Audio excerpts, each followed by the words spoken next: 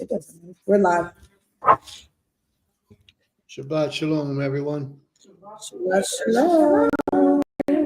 Shalom. Just checking everything out for a minute. We had to make so many adjustments today. And it's not like we didn't prepare for it. We did, but when we get here to this place, things are just different. So please bear with us for a moment.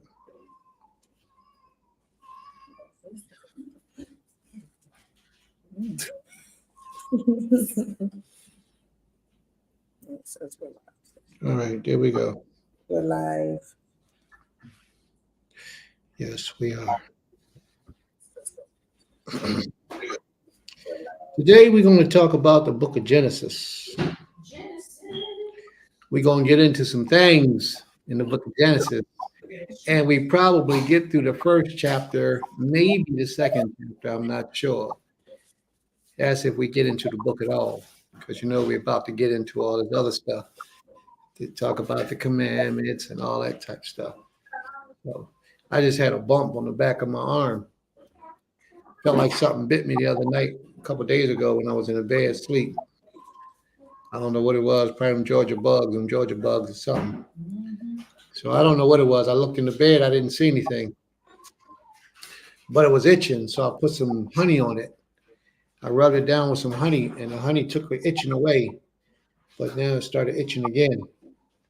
So I got to figure out. Now I got my garb over top of the honey, and it's sticking. So that's what that was just now. You might have seen me do that little cool maneuver. That cool maneuver was me trying to pull my garment off the honey. But it's okay. We're going to get rocking and rolling. Shabbat shalom, everyone. Welcome, welcome, welcome back again. Shabbat shalom. Welcome back again. We're going to do our thing. Y'all ready to rock and roll? Ready. All right. So let's rock. So, Ima. Hey. Now we're going to start this thing off. We're going to start it off with everybody giving a commandment. And once everybody gives their commandment, then we'll dialogue, talk a little bit, and we'll move further. All right? Okay. All right. So, who would like to go first? And please don't forget to like, share, comment, click the bell, and share. And subscribe. All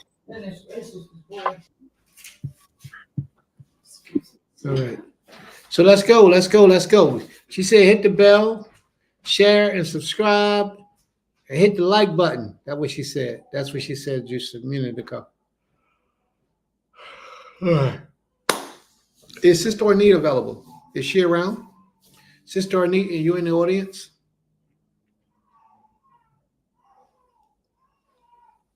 Okay. We're going to rock and roll, and we're going to see what's happening. Let's get started. If anybody would like to thank the Most High for anything special, now will be the time. If anybody have a commandment for the Almighty, a commandment from the laws other than the first 10, does anybody have a commandment? Can't hear you. Does. Huh? I think, yeah, does.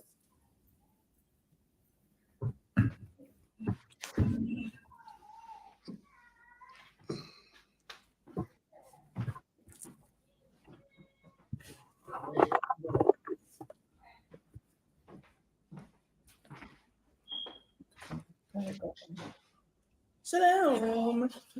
Who's that? Shabbat shalom. My commandment is Leviticus chapter 19, verse 15. Ye shall do no unrighteousness in judgment. Thou shalt not respect the person of the poor, nor honor the person of the mighty, but in righteousness shalt thou judge thy neighbor. So, we're a little something. Okay, so to me, this law is like about biasness and treating everybody like with the same respect, basically. But I broke it down. So the first part, thou shalt not respect the person of the poor. This means you shouldn't give special treatment or favoritism to to someone just because they are poor. It's saying to treat everyone equally, no matter of their economic status. The second part, nor honor the person of the mighty. Quoting what I said just now. You shouldn't show inappropriate respect or favoritism to someone because they are in powerful or high or influential positions. This part is about not being swayed by someone's status or authority.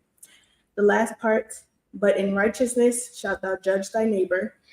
This is the main principle. It means that your judgments and actions should be based on what is right and just or good and bad. You should, you should evaluate situations and people based on their actions and character, not their social status. So basically, the whole law, the message is about maintaining fairness and justice in every interaction you're forced with and ensuring that personal biases or societal pressures do not influence your decisions. Very good. Thank you. Very good. May the Most High be praised. Very good. I like the fact that you had that prepared. You went and did the work, the research, and now you're rocking and rolling. That was very good. Shalom. Shalom. Sister Sukari has a comment up there. Yes. She has her law, which can be found in the book of Deuteronomy, chapter 28, verse 2. And it reads, and all these blessings shall come upon thee and overtake thee if thou shalt hearken unto the voice of the Most High thy power. And her explanation is, when we listen and follow what the Most High sets for us, it will be a blessing. Absolutely. May the Most High be praised. To the Rabbah. You know, that's more powerful than a lot of us think. Mm-hmm. Just like we read earlier about Saul. Saul did what Saul wanted to do. And now Sister Sukari said, if we listen to listen to and follow what the Most High has said for us, it will be a blessing. And that's exactly correct. We have to listen to and obey what the Most High set out for us to do. And if we can do that, usually that thing turning out to be a blessing. I am so hungry. But let's go. Oh, God. Let's go. I could do my law. Okay. My law is also found in the book of Leviticus, Vayikra, chapter 15, verse 31. And it reads, thus shall ye separate the children of Israel from their uncleanness, that they die not in their uncleanness when they defile my tabernacle that is in the midst of them. So reading this part, of course, it comes after he talks about all the different ways to be unclean and how to clean yourself. And so what I took from it, and, correct me, please, if I'm mistaken, it says, thus shall separate the children of Israel from their uncleanness. So meaning, like, when we're in an unclean state, the separation time is to separate ourselves, be either if we're in our own place, our own homes, our own tent, however. Of course, back in our days of our foremothers and forefathers, the women and the men had separate tents. So when we were unclean, we were separated anyway. But to further separate yourself means to not come in his holy tabernacle, in the presence of the Creator, in an unclean state. And I feel like because it's at the end, it's telling us through all the unclean ways, how to become clean. And it says that they die not in their uncleanness. So he's saying, do all these things so that we die not. We don't die in our uncleanliness. That when we do die, we are clean because we followed those previous ways of cleaning ourselves, whether we're unclean for the uncleanliness of a woman, the uncleanliness of a man, the law of leprosy, all the different ways that you could be unclean. And then it says, my so that, I'm sorry, they die not in their uncleanness when they defile my tabernacle that is in the midst of them. And so he was saying, so that they don't go into his tabernacle and die not, because they are clean. That's my take on it. On a spiritual level, also, I'm looking at it as to the temple, within yourself too, of cleaning yourself, because even if we're not interconnected, but we are unclean, it's how we approach the Creator in that time too. So even what we, for me, I'm thinking about what came to my mind is what we eat can defile ourselves, can defile our spirits. And in those ways, we could be profaning, or defiling the temple that the Most High, that's set apart for the Creator. That's That's all I have. Absolutely. May the Most High be praised. And I totally agree. let's see. Ab Mattathias has Deuteronomy 27. Hold up, Emma. Sorry. Please send him the link. Oh, okay. Post a link in the chat. I tried. I don't have it, Abba, so I can't give it to you. Okay, sorry. Post a link in the chat so he can pull up, please. There you go. All right.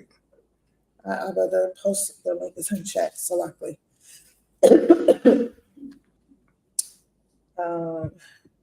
Cole Autumn says Shabbat Shalom Mishpaka.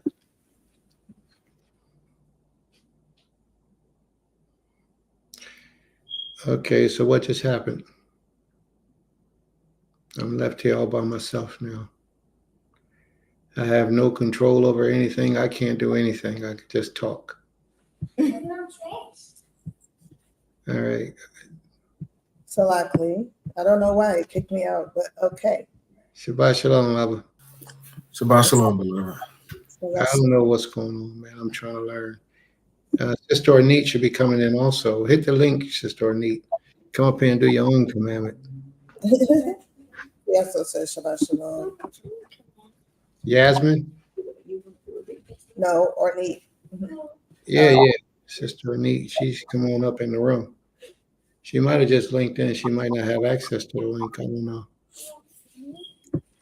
Chief Malak says Shabbat Shalom. Shabbat Shalom, Chief. Yes. Shabbat Shalom.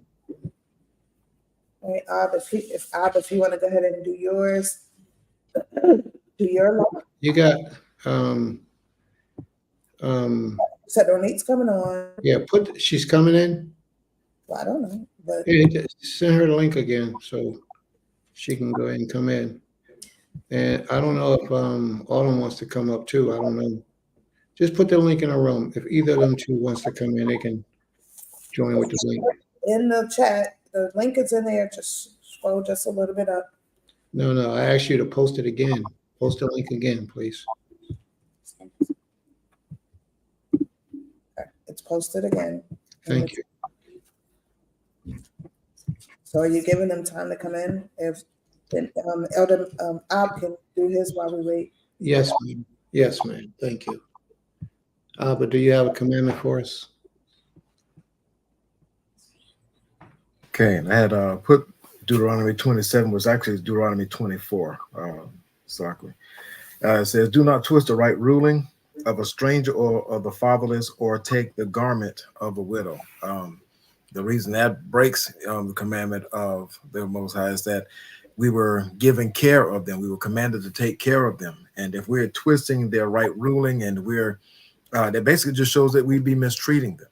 And it kind of brings out a point, something that you said during the early part of the class, that, like, say, dealing with people in our community that have varying belief sets. A lot of times, if we mistreat them in the midst, a lot of people will, like, say, a lot of people turn tail and run, or they'll reject what is being said, or take offense, because a lot of times when people get offended, they don't hear anything beyond that.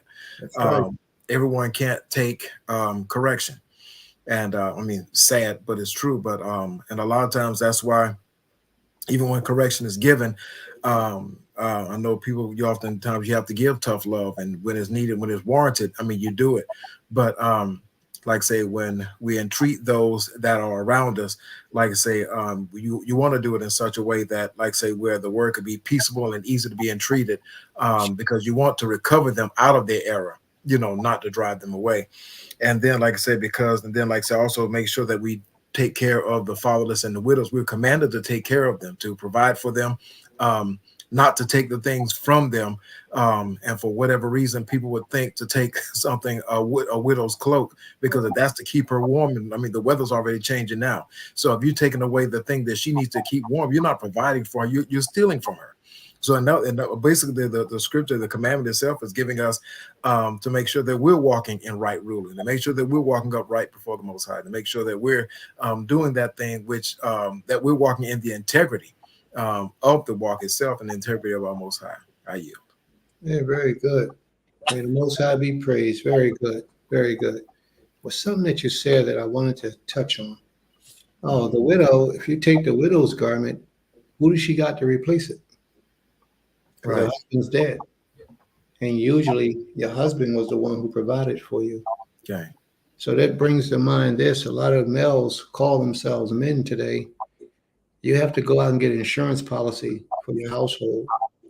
Get some type of it, some level of insurance so that your family will be good after you pass this life. If you're the head provider, the sole provider, your family should have life insurance in case something happens to you. Okay? Please get that message. Life insurance is not for you while you're alive. Life insurance is for your family once you're deceased. And what you have to do is you have to designate who you want those funds to go to, whomever it is. Even if it's just a $5,000, $10,000 policy, just make it enough so that there's no struggle and worries at the time of your demise. You'll have the insurance you need to cover the expense that it's going to cost to bury you. And y'all all know, any of us, something creator forbid, but if anything like that happens, we can bury on that land. We got a cemetery on the land just for our people, so we'll be buried there. But these funeral homes, unbelievable the prices they charge. Unbelievable. A funeral can easily cost you $10,000. But life insurance, get life insurance, because that widow that I was talking about, she was a widow. That meant that she lost her husband.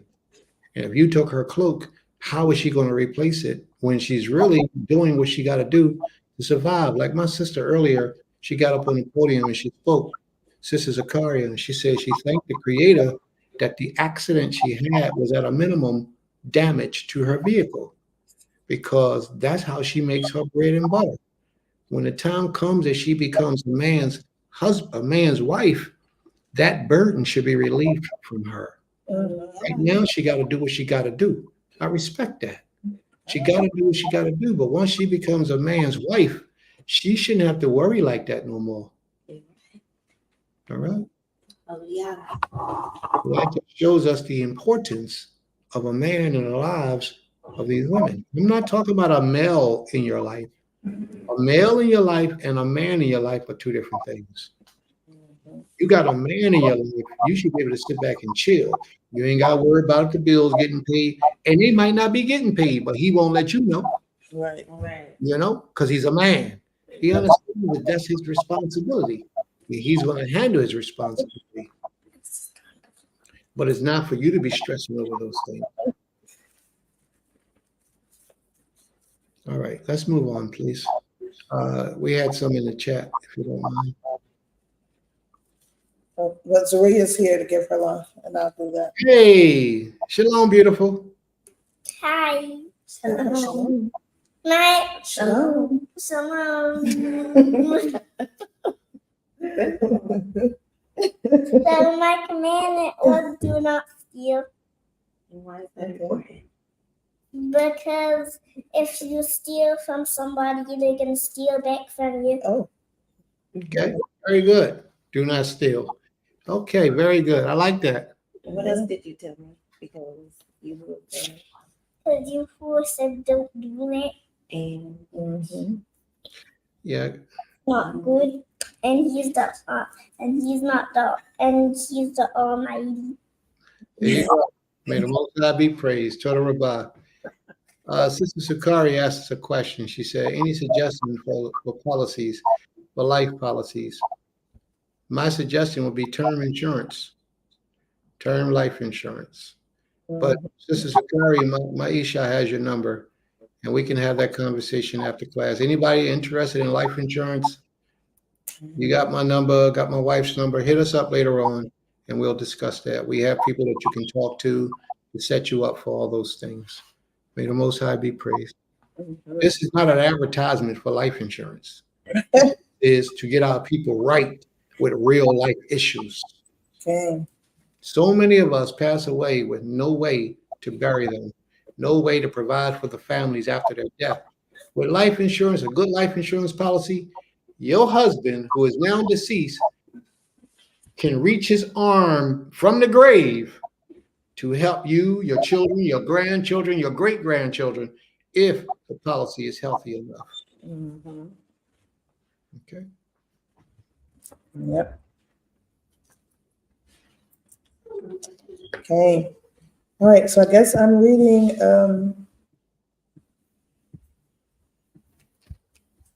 Sister Anit's and Sister Autumn. So Sister Anit's law, it can be found in the book of Numbers, Midbar, chapter 27, verse 8, and it reads, and thou shalt speak unto the children of Israel, saying, if a man die and have no son, then ye shall cause his inheritance to pass unto his daughter.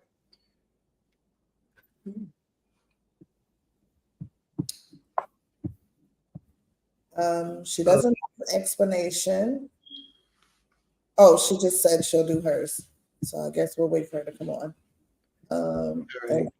I think there was an exception to that. Yeah, the daughter's, maybe when she comes on, she's going to touch into that. Yeah, I think there was an exception to that. It's not as simple as that. Yeah, it's more. So I'll read a co-autumn. It says Leviticus chapter 18:22, Wayikra chapter 18 verse 22, and it reads, thou shalt not lie with mankind as with womankind. It is an abomination. That this is not an uncommon law, but it's an extremely important law, as so many men in our community violate this law because they think they were born that way. Mankind shall not lie with mankind, plain and simple. Pull that first commandment up. The first one she said. Okay. Mm-hmm. All right. Now, I know I can't go into this too deep because they're going to cut this video out also, like they took down a lot of our other videos. And thank you for that commandment. Very good commandment. Excellent commandment, actually. Thou shalt not lie with mankind as with womankind. The word for mankind, if you look at it in the Hebrew, it says zakar. Thou shalt not lie with the male gender. So that means that another man shouldn't have intercourse, sexual intercourse, with another male. It doesn't just leave it up for mankind, as people try to put it, as the interpreter put it, and which is elusive, because a woman is mankind. Mm-hmm. So it's really not clear. It's not to the point. The Creator says, thou shalt not lie with a male, zakar, like he would a woman. And the word for woman is nikeva. The word for women is nikeva, and that's a female gender. So the male gender should not lie with the male gender like he would a woman. That's what that law is actually saying. Because it is an abomination. The Creator said this is something that's nasty. It's an abominable thing. So don't do it. May the Most High be praised. Sister Anita says she's going to do her own. Oh, She probably getting her hair right, tossing a little turban up. You know how she do.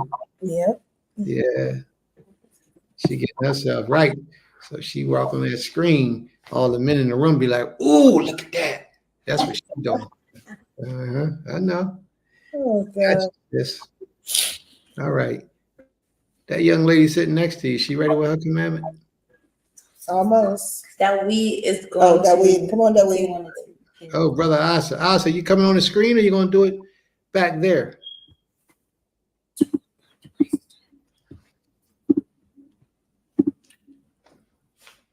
Brother Asa like to come on the screen and drop knowledge. Daweed, you ready? Yeah. Yes. Yeah. It's 2024. Did you? Okay. Yes. Yes. All right. There you go. Now you're talking like a Hebrew man. I read 14 and 15. Come here. Hopefully, and step in front of the screen. And when Yahuwah spoke to Moshe, Wait, what law are you reading? Yeah, what um, book? What chapter? What verse? Leviticus 5, Mm-hmm. and when Verse. verse 14, And How old are you, young man? 8. 8. All right, go ahead. We ready.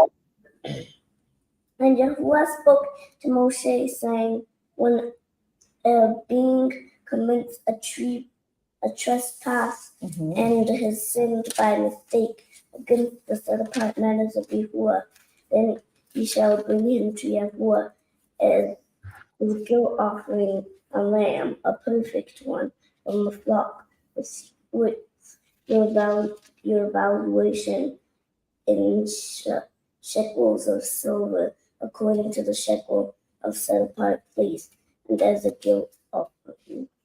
Okay. what does that mean? What is that? That means that you should never give him something with a blemish on it, and you should always give him something perfect. Oh, that's good. I like that. Like a young boy that's 8 years old that can read scripture. May the Most High be praised. Very good. Very, very good. That means he got good parenting. Who did that young man go to? GHATK. PhD. Oh, okay. All right. Wonderful. Wonderful. Somebody doing something in here. All right. Sister Ornette, where you at? All right, let's rock and roll. Okay. Is there anyone else? Anybody else have a commandment? Shalom. Oh, you, brother Asa, Shabbat Shalom, bro. Shabbat Shalom. We might have to make you a regular, man. Go ahead, do your thing, bro. Okay, I want to read the Shemot, Exodus chapter 13, verse 12. That you shall give over to Yah everyone opening the womb, and every firstborn that comes from your livestock, the males, belong to the Most High. Right? So this command, well, I rather read it from verse 11. It says, and it shall be when the Most High brings you into the land of the Canaanites, as he swore to you and your fathers, and gives it to you, that you shall give over to the Most High everyone opening the womb, and every firstborn that comes from your livestock. The males belong to the Most High. So it's a command for all, that for Israel, for us to give of our best. So whenever we get the chance, we must always not get a chance. Anytime we recognize the blessings that the Most High grant unto us, we are to ensure that we find someone to share it with, because it's not our own. It's really from the Creator Himself. So it's just that's our way of showing gratitude. The question I'd want to pose though is, being outside of the land and so on, not being around like-minded Israelites, how do we do this, execute this command more effectively? All right, you done confused me. I need you to clarify for me so I understand. Your Yes. commandment says that you should give your firstborn of your livestock and of your children, your male children, to the Creator. correct? Yes. But then if I heard you correctly, you said you should be nice to everybody, right? No, not correct. I'm actually saying that seeing that everybody around us not coming from the one nation, then who do I give it to? Like for myself in Cayman Islands, no, not around anyone that's like-minded that's following the Torah. Okay, all right. Yeah, how do you really apply this instruction? Well, you want me to tell you? I'm going to tell you. May the Creator give us the power and the ability to do so. You have to do what Deuteronomy, the 12th chapter says, convert it to money, and then take it to the place of worship and celebrate it and buy what you would like to have for yourself. That's what the law says. To begin, we can't in this land. Well, first, we no longer offer to the Most High by way of servitude our firstborn. Because Numbers, the 8th chapter, the Creator replaced us giving our firstborn to Him, and He chose the Levites to Himself to take the place of that. If you get a chance, you can read Numbers, the 8th chapter. I believe it starts around the 11th verse. I believe it does, around 11th verse. But no longer does the children of Israel have to give their firstborn to the Almighty. Now, the firstborn of your cattle and your goats and all those things, what you could do, and I'm just saying, you could sell those things and send the proceeds to the Most High, people you know that's doing the works of the Creator. You can sell it to them, or you can give it away to charity if you choose, someone that's less fortunate than yourself.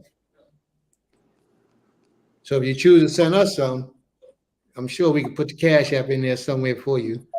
Or you can find somebody in your general vicinity, a local family that's poor or no man is in charge of the family, or they might not have as much as you would like for them to have, or the children might not be surviving as well as they could. You could sell that animal and give that money to that family. You know what I mean? That's a way of doing the works of the Creator. Right. Thank you. Yeah, just don't give it to somebody that's pretending to be broke, like somebody begging on the street corners, because they don't be broke most of the time. They be wealthy. They just be causing you to think they broke because that's their job, that's their career, that's their hobby. So somebody that you know, the family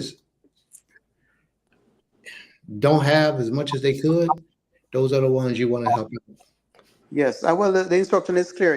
Give it to the orphan, the widow, the Yes, Levite. Those that are vulnerable.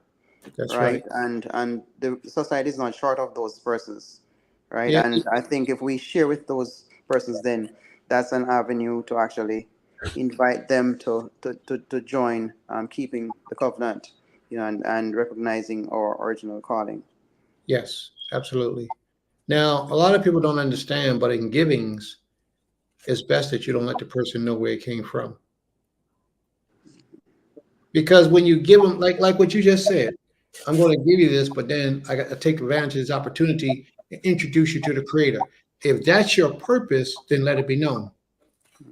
But if you're just doing, excuse me, if you're just doing it to look out for somebody, you give to them, but you don't have to say that you gave to that individual. You don't even have to let the individual know that they're receiving from you. And if you let them know, because you are let me say, somebody who goes around and try to get people to come to the Almighty, then let that be known from the door that that's what you're about. You know what I mean? Yeah. So don't give it deceitfully, give it straight up. I'm going to give this to you and I provide for you, but this came at the hand of the Creator. Because I'm supposed to take this animal and offer it to the service of the Most High, I'm going to, the next best thing, because I don't want to send it all the way to America and give it to Prince in a temple, and Prince directed me to give it to the family. So this money that I got from selling my firstborn cattle, my firstborn sheep, I'm giving it to you as a blessing from the Creator. And there you go. Thank you. Right. There's another concern I have. I think there's an instruction that we're to ensure that our family is provided for, before first and foremost. So before we look at the stranger, we should look out for our family, then the strangers within our gates. So the thing is that our family you have the earthly family. Well, you have the family that you're with, current family, and you have the family of those who keep the covenant. So it's very important for us to recognize that, um, the Creator is about family, and we should ensure that, we take care of each other. That's right. Family that keep the covenant is more of a family to you than your biological brothers and sisters. Your biological brothers and sisters are called relatives. They're relatives, not necessarily family. Family look out, family protect, family take care of. That's what family does. Because you are born into a family, you didn't have a choice in that matter that we know of. So you were destined to be in that family. But sometimes the brothers and sisters you grow up, they don't even like you, don't even talk to you, don't deal with you. So therefore, they're not doing any family things to you, but they're still your relative. Yeah. But the people who are family are the people who have a like mind to worship and serve this king, but yet at the same time extend love and appreciation and opportunity and help to you as an individual. That's another reason why community is so important. And we have a community, Bureau Land at Temple Kifarim. We have a whole community in America, and that's what we do. That's family. Although I got sisters and brothers and cousins, they are what we would consider family if they produce themselves to be family, but most of them don't. And that's just the realness of it. Most of them only get together when there's a death or a wedding or a baby ceremony, something like that. Then they'll get together. But when you really need, like my sister called me one day, my biological sister called me one day and she was having a problem. She said, "Hey, I need this." And I'm there and I'm helping, I'm getting it done. That's family. You see what I mean? Now, if her and I wasn't talking and she couldn't call me, then how am I family? What am I there for? So we got to be real careful about who we call family. And those who we call family, a lot of times they ain't really family at all because they're not there to help to accelerate or to provide in your life any type of way. Matter of fact, they would hate you. And if they see you, they might just, if they saw you getting beat up, robbed, murdered, killed, anything, they might turn their back and say, huh, that nigga ain't never called me anyway. And you don't even really know your family. There's so many people and you really don't know them. Like when I met my wife, and I ain't gonna talk too much about this. I don't know nobody got more cousins and more uncles and more sisters than her. Nobody. Her father grew up with a man in the Black Panther movement that was friends of theirs, and it was just that close. That's her uncle. But it don't stop there. All of his children are her cousins. And then all of his children's children are her nephews and nieces.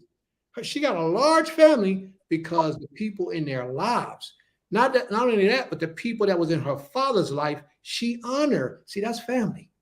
That's what I'm talking about. That's family. Because they help out, they participate, they're there. We had situations, she make a phone call, somebody concerned, somebody trying to get there, somebody trying to help. And I mean that. Let me give you an example. I ain't gonna get too deep on this, but I'm gonna leave it alone. No, I ain't gonna talk about that. I'm gonna leave that one alone. But just believe me, they show themselves to be family. And that's why we can consider them as family. You know, I have a nice little family here, but I was also fortunate to be extended into my wife's family, that particular wife. The reason why I say that is because that family is there to support. And that's what it's about. And I'm there to support that family. That's family. Not that stuff because you know and you can associate and you think that they're family. That's not what family does. A lot of people probably crying right now because they can relate. They got mothers and sisters and aunts and uncles and cousins that don't touch them. And then sometimes the people that ain't your biological are the ones who do more for you and concerned about you the most. Those people you think of family would show up at your funeral. They might show up at your wedding. They might show up when you're having a baby shower, but that's it. That's it. How many of them will sacrifice their last $1,000 to make sure you don't get put on the street? How many of them, if you had a problem with the law, is going to stand behind you and support you? And you're not wrong, you're right in this matter. How many of them is going to make sure that they go out and borrow whatever they can borrow to get you out of prison, get you a lawyer? I've seen it done in that family. I've seen it done. So that's what I mean. Family is not always necessarily the people you're born into. That's not necessarily family. A lot of them laugh at you, talk about you, see what they can get out of you. And that's it. Yes. I'm fortunate that my family, the men in my family, we tight. I'm fortunate that way. Most of us, we tight. We stick behind each other. We help each other. We sacrifice for each other. That's a blessing. I'm fortunate enough to have a son that's old enough to show forth that he's family. So there we go. All right. Right. That's a very emotional topic to talk about because so many people have failed us in our lives by way of family. It is. There's another thing I recognize too. When you share it with like your relatives, they might not necessarily be the ones that will further extend that blessing to someone else. But when you share it with persons who try to live by Torah, they already have the conviction that somebody blessed me with some small blessing and I am breaking it down further, the chain. So Well, in accumulated benefit, it makes the world much a better place yeah, than just to give to a relative just because it's a relative's sake. you got to be careful with that either. That also because a lot of Israel ain't Israel. Right. I was just about to say. Just because they say that they do this, say that they live and say shalom and pop up in a class, they ain't Israel. A lot of them are Amalek. Mhm. A lot of them are Amalekites. A lot of them Esau. A lot of them a whole lot of things, but they all look alike. But you got to test the people to see where they really at. And then a lot of them will take advantage of you. They'll keep on letting you be the giver and they're the taker, they're the receiver, and there is no exchange in respect, love, loyalty, dedication, sincerity, commitment, truth, honesty. There is no exchange in those things. True Hebrews that really about this life, there will be an exchange. It might not come right away, but you can tell and it'll come later when you really need, if you ever really need. Well, it's from me. I've thought about the difficulty of identifying Israelite from who is not Israelite, and I think the simplest resolution that I've resorted to is that anyone that I find trying to go back to honoring commandments, the Torah, in its original form without trying to spiritualize it. Um, that to me is a sense, that in the last days or in whatever time period we're in, if you find yourself longing to go back to the laws of the Most High, that is to me a hint that you might be coming from Israel and your heart and your ears is opened to the calling. Right. There You may be know, other ways, but I yeah, think that is where I start. that's a good way to look at it. And that says a lot about you and your character and your personality. Now, how did you come to learn about our page? Okay, well, I've been at home, and I've recognized, the falsity of Christianity over a year now, and was very disappointed to know that I've spent so many years and effort and time into idolatry. And so I just go online, I'm home, and I have this growing up culture where I'm supposed to be attached to a church and belonging to a church or a denomination.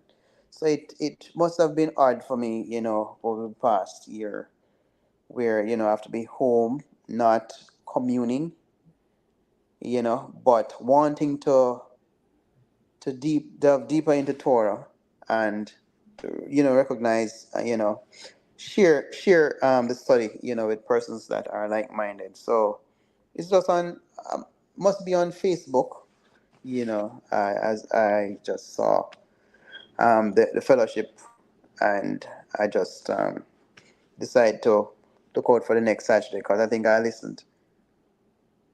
I was one Sunday morning. I was in the kitchen cooking, and I was just scrolling through my Facebook, and I saw your group probably recognizing one of the feast days, and I say, okay, let me check if they, which other days they really commune and worship. So I think I searched on YouTube, but didn't find any channel on YouTube. So I was just watching the stored, the historical version of the services that you have on Facebook. So after a while, I realized that you actually have a YouTube channel. So here I am. Oh, wonderful. And that's a good testimonial. May the Most High be praised. And we are pleased to have you. Yeah, We're so thank pleased you. to have you. But that's good. A lot of people need to realize the fallacies of Christianity and let it go. But a lot of people can't. Was you in the earlier class this morning? Yes, it was very helpful. I actually took a text from it and shared with a group that I have with 6 persons, that would have left idolatry as well. And, they might probably worshiping elsewhere, but there's a part in it that about the it's like telling in the last part of First Samuel chapter 15, where it is saying that the rebellion is Like also witchcraft. idolatry. Yeah, It is actually witchcraft, that's right. right? And Charles' rebellion, show that where his heart was. That's So right. all along, you'd have thought that his heart was at the right place, at being in such a senior position of responsibility. But when you recognize, you have brought a point that if the meaning of his son's names were actually not in line with the Almighty Creator of Israel. So that it itself is something that we're to look out for. Not because you're in a position or recognized in a position means that you are for the well-being and the wellness, and you can actually be faking in a position, There you go. and you're not really what you're representing at, That's at right. heart. That's right. So we have to be very more vigilant and not just look on the outer, but look at the actions over time, and it really tells where our beliefs rest. You definitely ain't no fool. You Yeah. definitely ain't no fool. And I pray that the Most High blesses you in your efforts to help those who are like-minded that you have in your community that you're reaching out to try to bring into the fold. That's a beautiful thing. You may be called for a special purpose over there where you are. But what I would like to do is try to link up with you so that you never lose contact. So if you can put a email or something in the room, is that the only way we can do that, email? Is there another way we can contact without the public knowing? Um, Yeah. Oh, you said you're my Facebook friend, right? yeah, he can send your Facebook. Yes, I'm on Facebook. You can message me on Facebook. We are friends on Facebook, correct? Yes. All right. Then send me a private chat. Send me your number or something. I'll send you my number and we'll stay in touch. All right? Shalom. All right. Shalom. May the Most High be praised. Toda Rabbah for your cooperation and your understanding and desires to get closer to him. I wish a lot of other people was that simple for, but it don't work that way. Everybody is released from that curse on their own time. And all we can do is be patient and wait till those curtains are lifted up so that they can see the veil, see what's behind the veil. May the Most High be praised. All right. Now, bro, you don't have to leave or you can leave. Whatever you decide to do right now, you're free to do. Yes. All right. If you won't see me, but I'm still following. All right. May the Most High be praised. Toda Rabbah. Anybody else with the commandment? Or was there any questions about anything we just discussed? Shabbat Shalom, Mishpachah. Shabbat Shalom, Sister Ornette. I just knew you was in the background, fixing your turban, straightening your hair up, saying, yeah, I'm ready to come on. I just knew you was getting ready back there. I was actually trying to figure out the registration of the other platform. I'm like, now look, I said, they on StreamYard. Yeah. So that's what took me so long. And we're not able to share this with Facebook in a normal way, but we can share it a different way.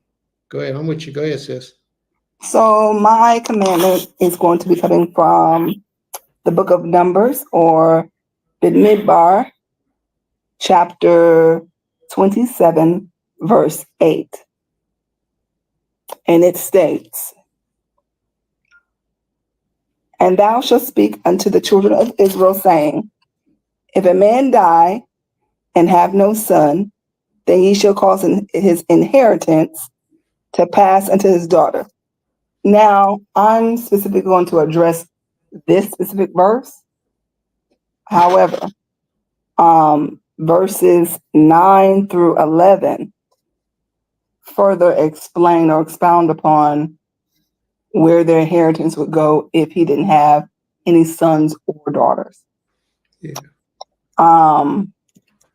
This specific verse is special because before this time, this basically represented like a change in tradition, because previously Babe, daughters, can you blow her up?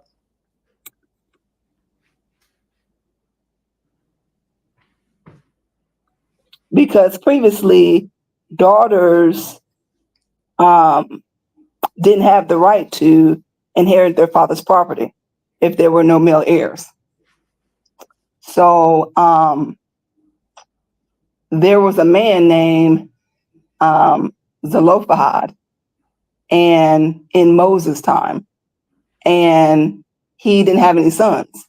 And so his daughters basically came to Moshe to basically address a grievance, stating that, the inheritance, if he didn't have, because he died without any sons, they wanted his inheritance to be able to pass on to them. Otherwise, the inheritance would be lost all out of the family tradition or family line inheritance.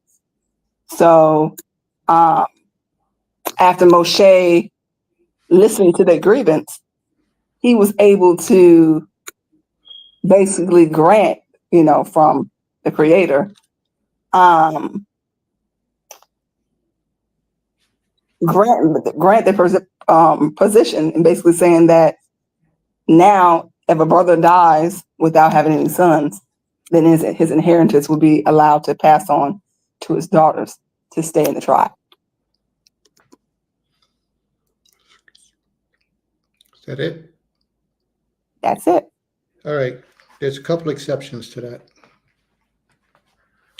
The inheritance, you said a few things in there that I wanted to correct, but you was 99% of the way you were accurate completely. That sister who received that inheritance I remember the other part, but I'm gonna do this one first. The sister who received the inheritance had to marry somebody of her father's tribe. So if she was Judah, she had to marry another Judite, and that inheritance went down through the family, through that tribe. She had to marry it. Therefore, the whole point is so that she will be provided for. Right. If the inheritance couldn't be handed down to the woman, then that meant she could have been without a husband. She'd have been young or older even, but she would have had to start from scratch. Let's say she was an older woman, let's say 25 years old. That's old compared to the ancient days. By the age of 25 in the ancient days, them women was married with families. They wasn't playing. 16, 17, they was getting married. 14 even, they was getting married and had children, 18, 19, 20 years old. So now, that inheritance was so that if she didn't have a husband, she would still have a means of survival until the time came that she got a husband. But the only husband she could marry had to be of her father's lineage. Read that law, it explains it to you.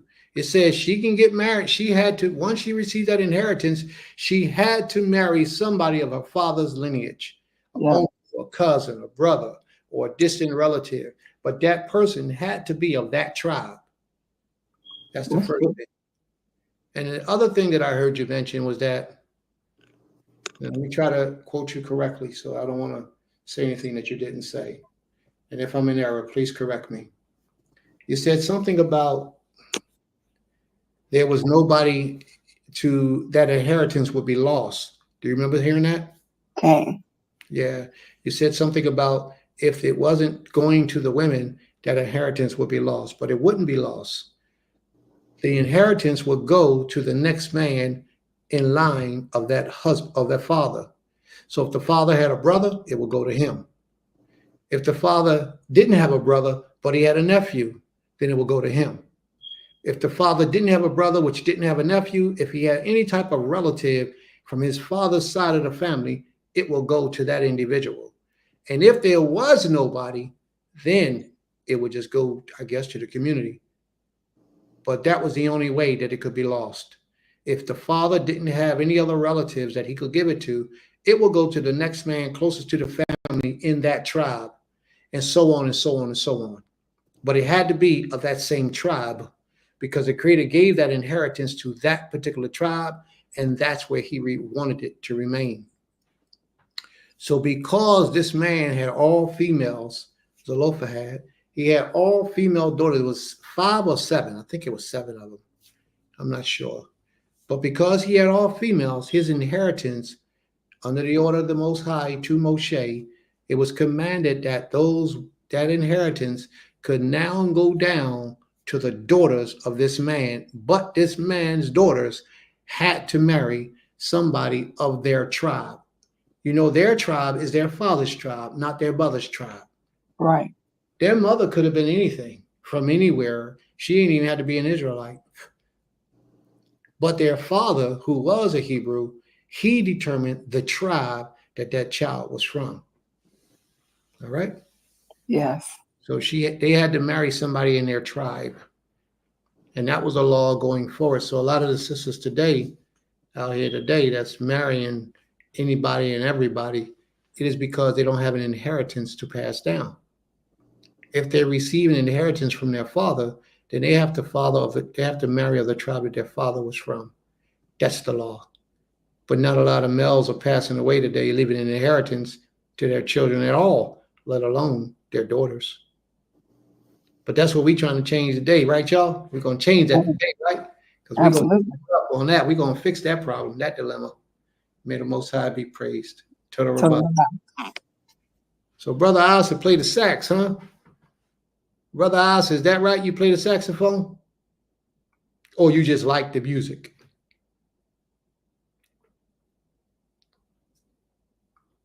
Maybe he'll let us know later. All right. So let's go. Yes, for leisure, I play the saxophone. Yes, that's what I do to relax. And back in when I was in the other place of worship, I would yes, for leisure. May the Most High be praised. Toda. My father-in-law plays the saxophone. He plays a whole lot of things: the flute, the saxophone. What else he plays, man? The what? Clarinet? And the harmonica. And the harmonica. He began it in. So when you come to the land, Brother Asa, I got to introduce you to him so we can meet him, because y'all can blow together. If he can get a little bit of wind up to blow that pipe, I would love to see Pop blow that pipe right now, right? Oh, I play I love the piano and the bass guitar as well. Oh, you play the piano. See, that's my wife forte, the piano. And the bass guitar is my brother-in-law's forte, Ishmael. Guitar. Yeah. See, we got a little bit of that to accommodate you when you come. Awesome. Praised.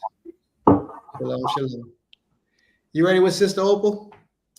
Oh, well, where Zachariah was gonna go. Oh, really? Mhm. I thought she was just there. I didn't know she was going to participate. Doing like that. I thought she was like a piece of drapery or something just to make the place look nice, you know? I didn't know she was participating. You know what I mean, Abba? Don't agree. Go ahead, sis. You got the floor. All right. I'm reading from Wayikra or Leviticus 17. And I'm going to go all the way down to verse 5 from 1.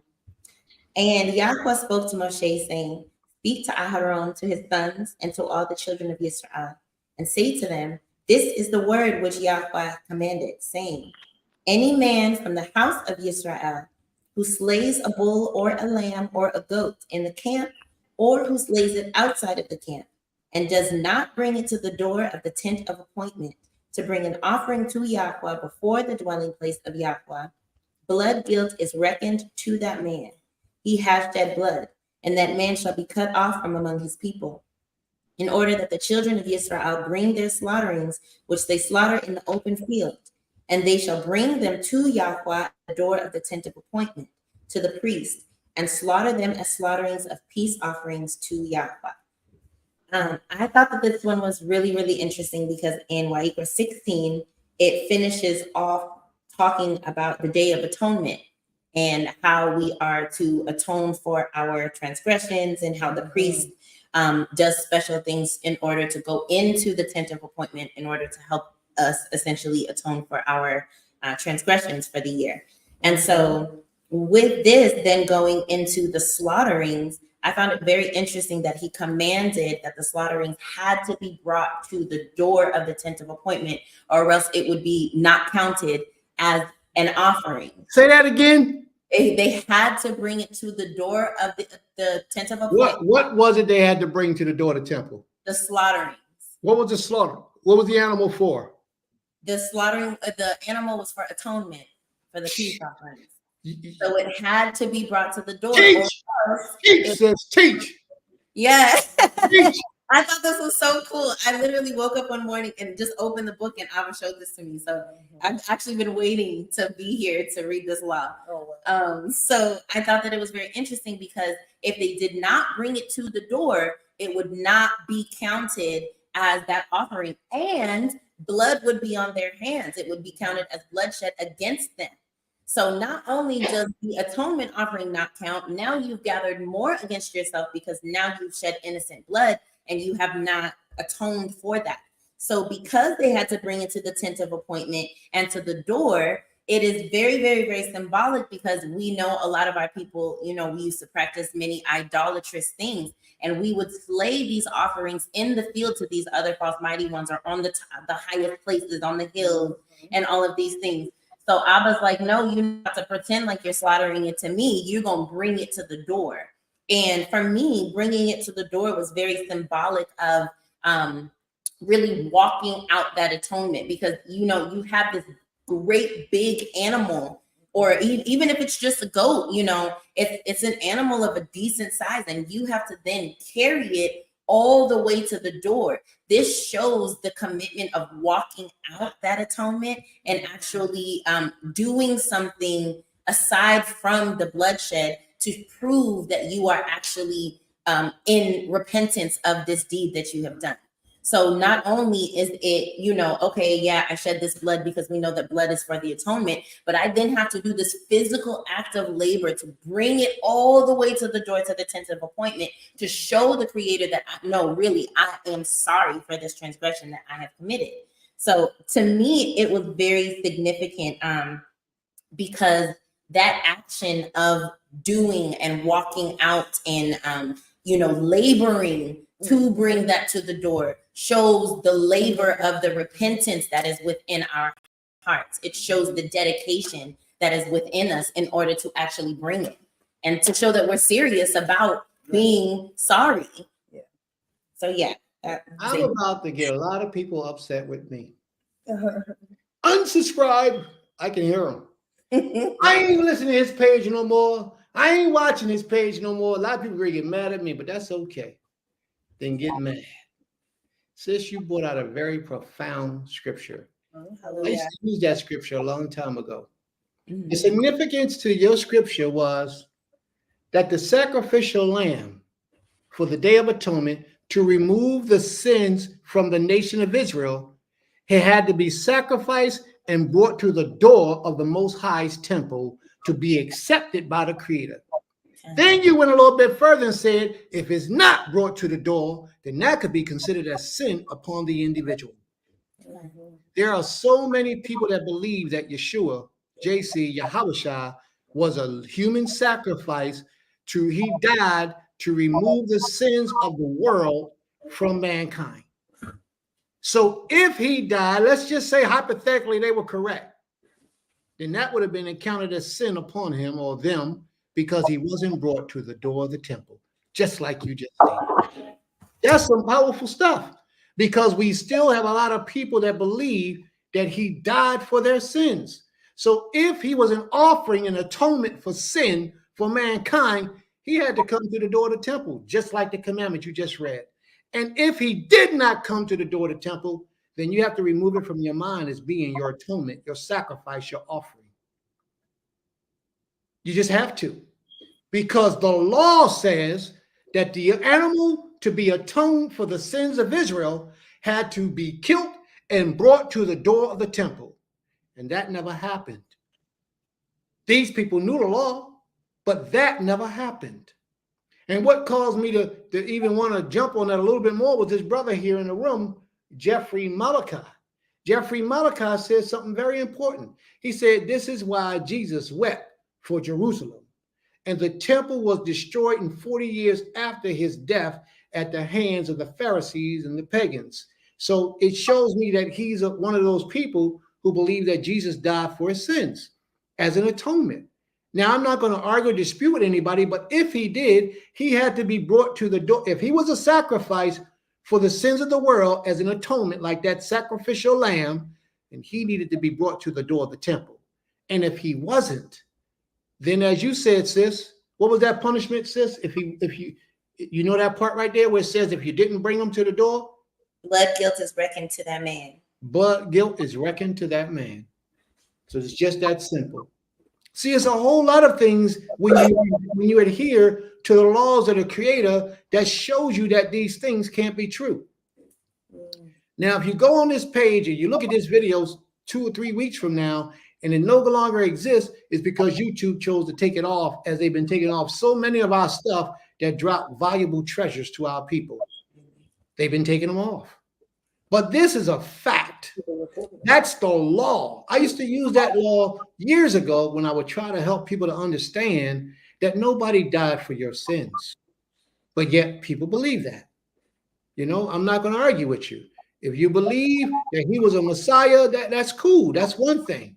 But there are a lot of people who believe that he's the creator. My brother Samak was teaching today. Samak believes in Yeshua, but he doesn't believe in that he's the creator.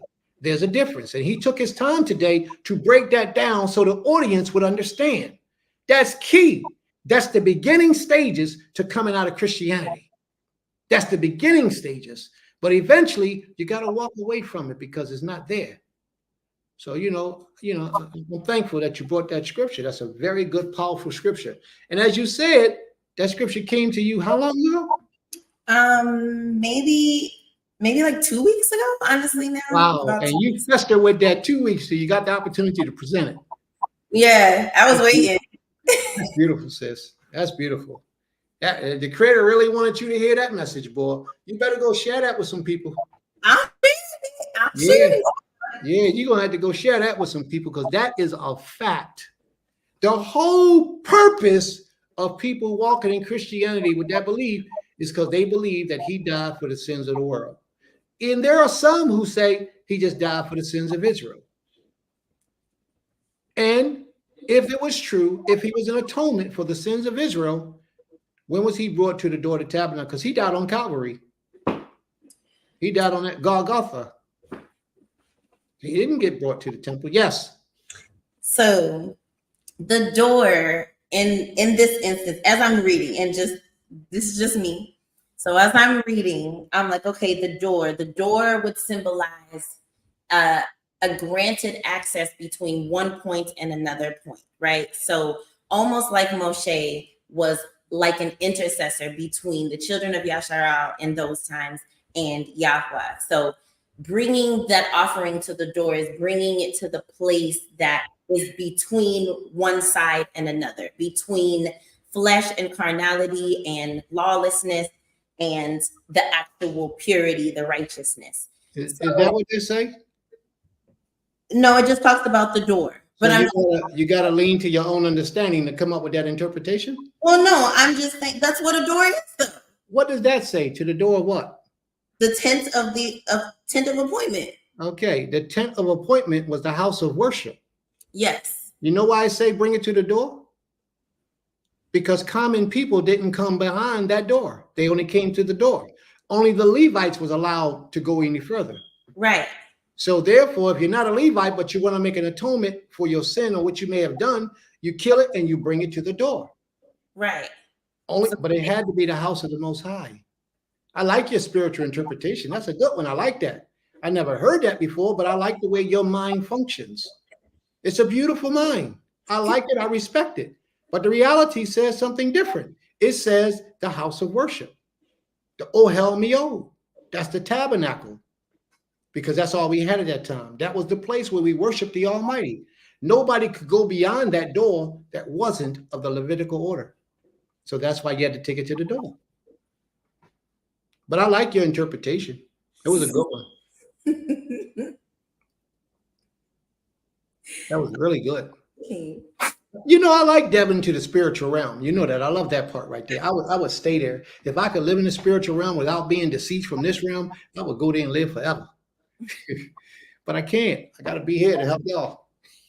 So we can get it. So there it is. So go ahead, sis. I'm listening. So with that door, okay, so how now do we, I guess that would be my question. How now, if we can't bring anything to the door because we don't have a physical temple, are not we the temple, or is that not something that you agree with? We can't make sacrifices any longer. We don't make sacrifices any longer because we're not in the Holy Land. We can only make a sacrifice. If you read in the book of Deuteronomy, the 12th chapter, only the place where you can make a sacrifice is where the Most High placed his name. So you can't make a sacrifice anywhere in the earth. It has to be where the Most High placed his name. The last place where the Most High placed his name was Yerushalayim. Mm-hmm. So if we're in Yerushalayim and we got a Levite, then we can make a sacrifice. We don't have those things right now. So the Day of Atonement for us is exactly what you see in the book of Leviticus, the 23rd chapter.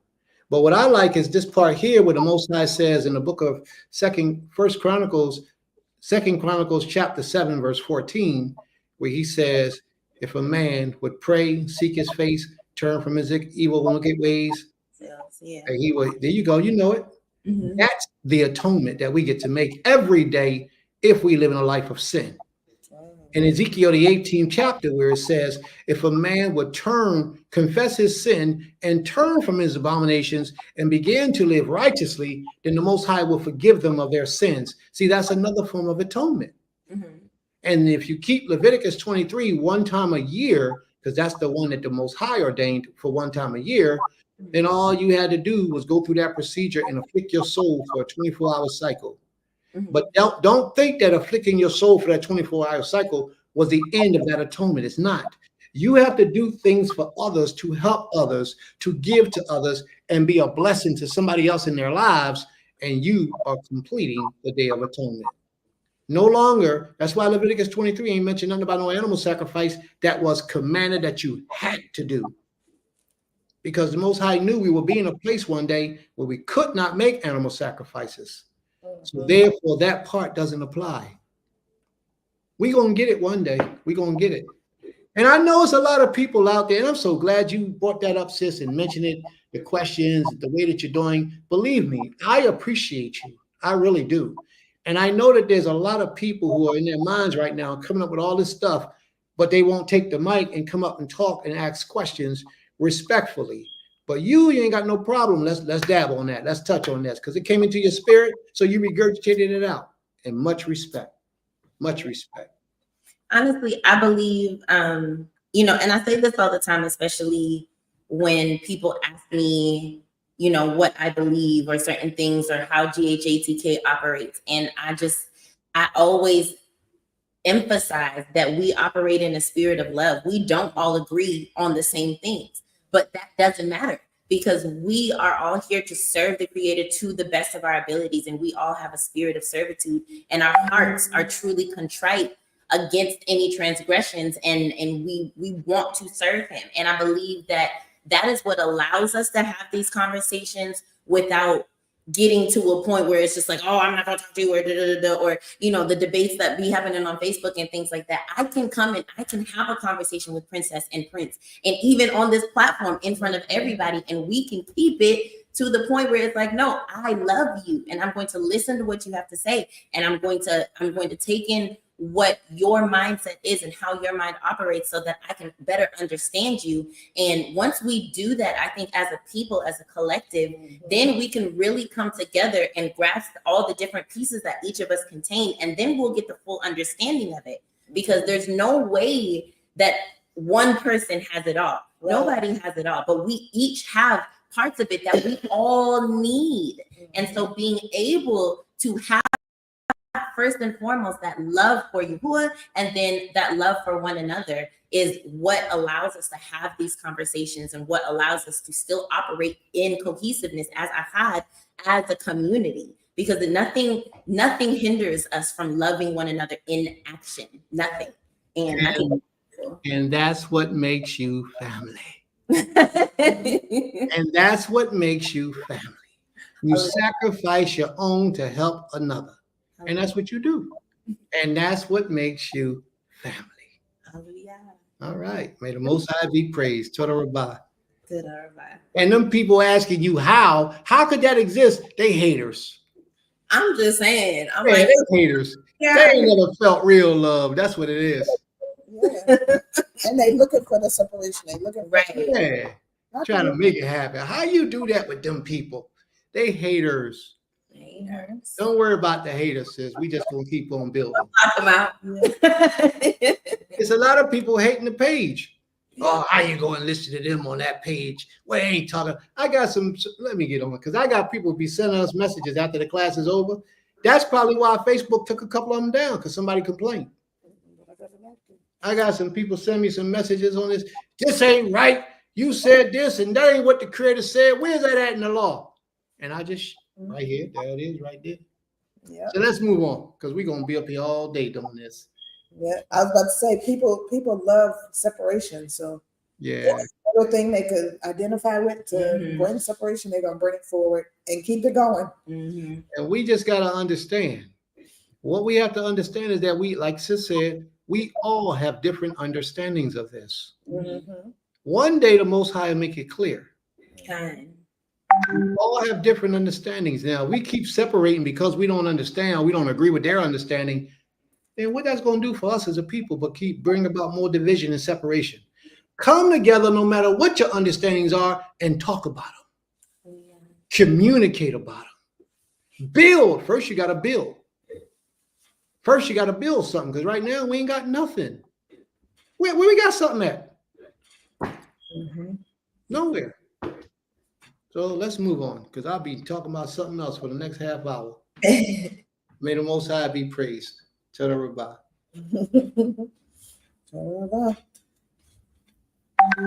Now, it looks like Daquina or Sister Opal has Leviticus 19 and 29. Leviticus by Yukar. Didn't we do one for Zanta already? No. No, but she put up several, so I'm just going to pick this one because she put it up a few times. All right, my apologies. You want to post it on the screen? I'm sorry? So I think she keeps trying to type, but it gets cut off, so I'm just going to read it. Leviticus 19 and 29. Well, there's no, let me see. Okay. Okay, 29, and it reads, profane not thy daughter to make her a harlot, lest the land fall into her heart into harlotry, and the land become full of lewdness. Mm. So she doesn't have a she doesn't have an explanation, but yeah. All right, Sister Zanta, we need your explanation. If you can give us your explanation of that law, we greatly appreciate it. May the Most High be praised. Total Rabbah. Very good commandment. Mhm.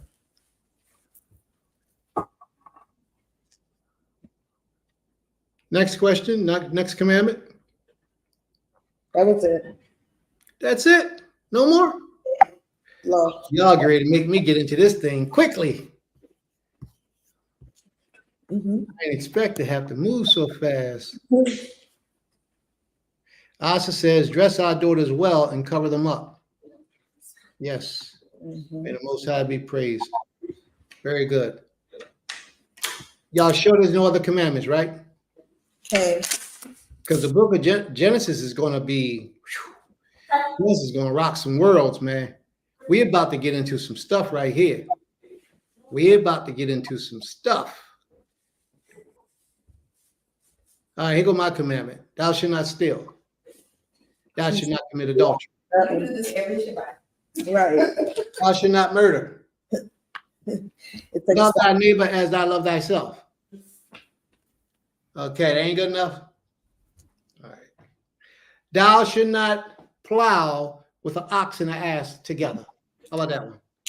okay. All right. So the understanding of that is that everything and everybody must be equally yoked. You can't pull with a stronger animal with a less stronger animal because he will end up killing him.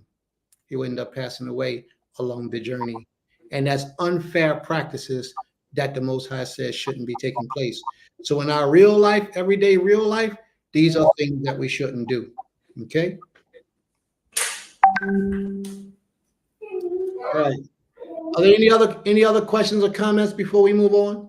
Before we get into the book of Genesis, my sister Ornita is here to read for us today, and we get ready to do some traveling. Any of y'all like to travel? Raise your hand if you like to travel. Let me see. Anybody like to travel? I see people in the background talking about, yay, let's travel. So if you don't have this, family, I suggest you pull out your papers, your notepads, your pens, everything you can, the recording devices, whatever you want, so you don't have to try to remember, well, Prince said this and mess it all up. You can have it verbatim, take some notes, because we getting ready to get into some stuff. Believe me. Believe me when I tell you, we get ready to get into some stuff. Yeah. I got a long lollipop.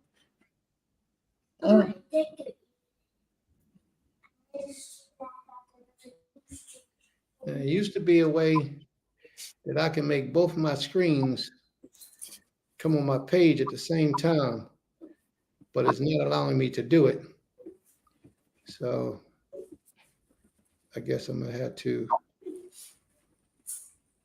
There used to be a way that I could have my page open to two different things, but it won't let me do it right now. So I'm gonna have to depend on, well, I can pull my Bible up, but I gotta walk aside from the other. All right, there we go. Y'all ready to rock and roll? All right, Sister Anit, you ready to rock and roll? Absolutely. Ima, you might want to change the facade so we can get a clear view, because we get ready to do some traveling. And then I wanted to hear Sister Ornette to make sure she can still be heard from the background. Sister Ornette? Okay. All right, let's rock. Let's rock. Now, this class, I've been doing this class for the last, 30 years maybe. This class right here, Genesis. Oh, so it started when he was 9 3/4. Yeah. 9 years old, 9 1/4, 9 3/4. Started this. Already they sending me texts talking about it's 5:30, Abba. We ain't got a whole lot of time. All right, I'm gonna give you what we can give you, and then I know y'all gonna have some questions after this because we can get started. If you have any questions, post your questions in the room on the sidebar. Post your questions in the room on the sidebar, or if you want to come up on the screen, you can come up on the screen and we'll send you the invite. Shabbat shalom, Yadan. Yasha'ah. Shabbat shalom. May the Most High be with you. Yeah. Y'all ready? Let's get ready to travel. So we're going to start out. Now, interesting, I seen a thing just the other day that says that this man who was a doctor studied the Torah, and he studied the history of the Torah, and he found that it made a mistake. The translators who translated the beginning of Genesis left something out. And I just wanted to hear what this man was saying. If this man heard one of my classes one day and then decided he gonna use that, but put it like it was his own understanding. So what this man says in the first letter, anybody who can read Hebrew, the first letter in the book of Genesis, the first chapter in Hebrew is the letter B. And according to this doctor, he said the Hebrews would never start their first book of the Bible with the second letter of the alphabet. They would always start with the first letter of the alphabet. That's the Hebrew alphabet. The first letter of the Hebrew alphabet is what letter, family? Isn't it Aleph? Aleph. Aleph is the first letter. So he said, instead of saying bara or bereshit, it should say Abba Reshit. And if it said Abba Reshit, that would only reference the creator, meaning the creator created Elohim. And then the creator created the heavens. And then the creator created the earth. I like that. I like that. That boy, old white man was on to something. But he probably got it from one of my tape shows. Don't think that he ain't listened. They listen to our stuff, believe me. And then they go roll back and talk about it like it's their own. So from this point forward, everything I'm going to give you is what I got, the creator delivered to me, and I'm sharing it with you. All right? Let's rock and roll. The first opening line to the first book of the book of Genesis, the first chapter in the book of Genesis says, Bereshit bara Elohim et hashemayim vi-et haaretz. That means in English, as they translated it, not necessarily what it means, but as they translated it in the beginning, Elohim created the heavens and the earth. But that's not actually what it says in Hebrew. For years, you have been believing these things to mean exactly what you understood. In the beginning, Elohim created the heavens and the earth. That's not what it says. For anybody who knows Hebrew would know that the word Bereshit means in a beginning. Why does it say in a beginning? Because it is only the beginnings of the heavens and the earth. Well, Prince, what is there other than the heavens and the earth? There is the deep. There is the waters. There is the spirit realm, the heavenly hosts. All those things existed before physical matter. The heavens and the earth are physical matter. All right? Now, that physical matter came out of the other form of physical matter. If you notice, and I'm going to say this to you, and I want you to pay close attention as we read.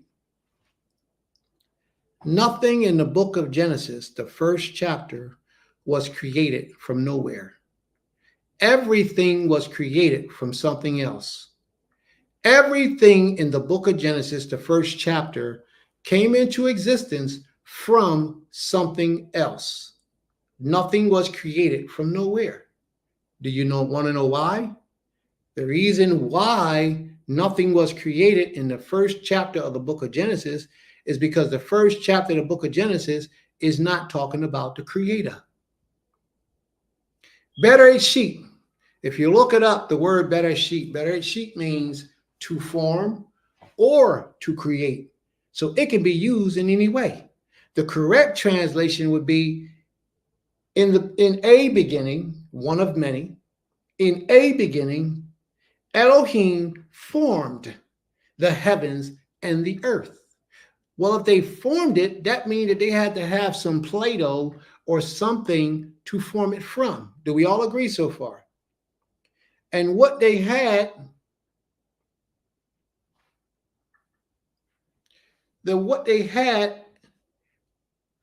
hey, Yadar, why don't you try to stick to the message, bro? Just pay attention to the message, okay? And if you got something to contribute to that, we accept it. What they had was the waters. Everything in existence has come forward from the waters in one shape, level, form, or another. The only thing in existence that has not come from water is vibration. Do y'all understand that? Vibration, or should I put it in this way? Sound. Sound is a concentrated index form of vibration. All these things was created at the word of the Most High. The word is a form of vibration. Everything has come into existence through vibration because the Most High spoke it into beings. But in Genesis, we only dealing with things after he spoke. How these things came about. This is a blueprint. The first chapter of Genesis is a blueprint that the Elohim, and it says Elohim formed these things. Elohim, the powers in heaven, took a blueprint to the Creator and said, Creator, this is what we would like to do. Well, Prince, that don't happen. Nothing like that takes place. Well, then I have to say that you're wrong. Because we just read a couple weeks ago in 1 Kings, I believe it was 1 Kings chapter 22, where the heavenly hosts, the Creator said, who's going to go down and fool Ahab so that he falls by the sword? And one angel said this, and one spirit said that, and then the Most High said, you go, and you shall prevail. What is that showing? That is showing that they have the ideal or the opportunity to present information to the Creator, and the Creator rather to approve it or disapprove it. And in this particular case with Genesis, the first chapter, they took this blueprint to the Almighty and said, Creator, this is what we would like to do. And then you get to the second chapter, and the Most High changes everything up. He allowed it to be. He didn't deal with the heavens and the earth because he accepted all that. But when it came to the formation of man, when it came to populating the earth, in the second chapter, the Most High changed all that up and did everything a different way. That's why the second chapter looks different from the first chapter by way of creation. So let's travel together, family. Hopefully we'll understand as we go along. If there are any questions, any comments, anything, stop me in the middle of teaching, type it in a room, and we will address it. And if there's anybody on the platform, just say, hey, Prince, and then I'll hear you, and then we'll address that issue. Okay? Here we go. Sister Ornette, you got to be ready, sis, and have your brakes on because you know I'm going to be all over the place with this one. Cain. So, you want to read that first opening line? Cain. Reading from the book of Genesis, chapter 1, verse 1. In the beginning, the Creator created the heaven and the earth. Which should say, in a beginning, one of many. There were many beginnings. All depend on what you're dealing with. When was the water created? It never says. When was darkness created? It never says. When was the spirit of Elohim created? It never says. See, there was a beginning of when was Elohim formed? It never says. There's a lot of things that's mentioned in this story. So this is not the beginning, but there's a lot of beginnings to a lot of things that are not mentioned in this story. So this is only the beginning, a beginning, and not the beginning. So in essence, this is only the beginnings of the heavens and the earth. Okay? And that's specifically what they're going to talk about. Read on. Let's see what happens. Verse 2. And the earth was without form and void. Stop. The earth, now pay close attention. The earth was without form and void. Void means empty. So it was without form, then that means it was chaos all over the place. But it did exist. It existed in the water.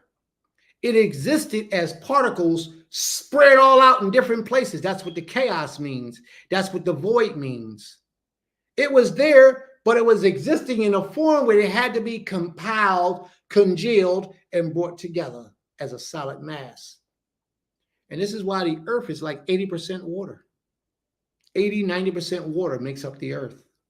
And the same constitution to the earth's mobility is your mobility. You are 70, 80% water because you come forward from the earth. There's a lot of science to this, family, and you got to understand. So let's read. And the earth was without form and void because it needed to be order and structure brought to it. So the earth is being formed from where? Let's see. Read on, please. And darkness was upon face of the deep. Where did darkness come from? Matter of fact, where did deep come from? We don't have the creation of the darkness in the deep. We don't have that. Cain. We don't have that. We don't have the information given us. We don't have the information giving us where the darkness came from and where the deep came from. That information is not there. Read on, sis. But we know it's there. I'm sorry, but we know it's there. So therefore, we know that there was a different creation, another creation before Bereshit, because these things was already there when Bereshit began to exist. Read on, please. Verse 2. And the Spirit of the Most High moved upon the face of the waters. When was the Spirit of Elohim? That's Elohim, sis. That ain't the Most High. Okay. Mm-hmm. That's Elohim. Okay. So when was the Spirit of Elohim created, formed, made? It doesn't say. So let's read on. Verse 3. And Elohim said, let there be light, and there was light.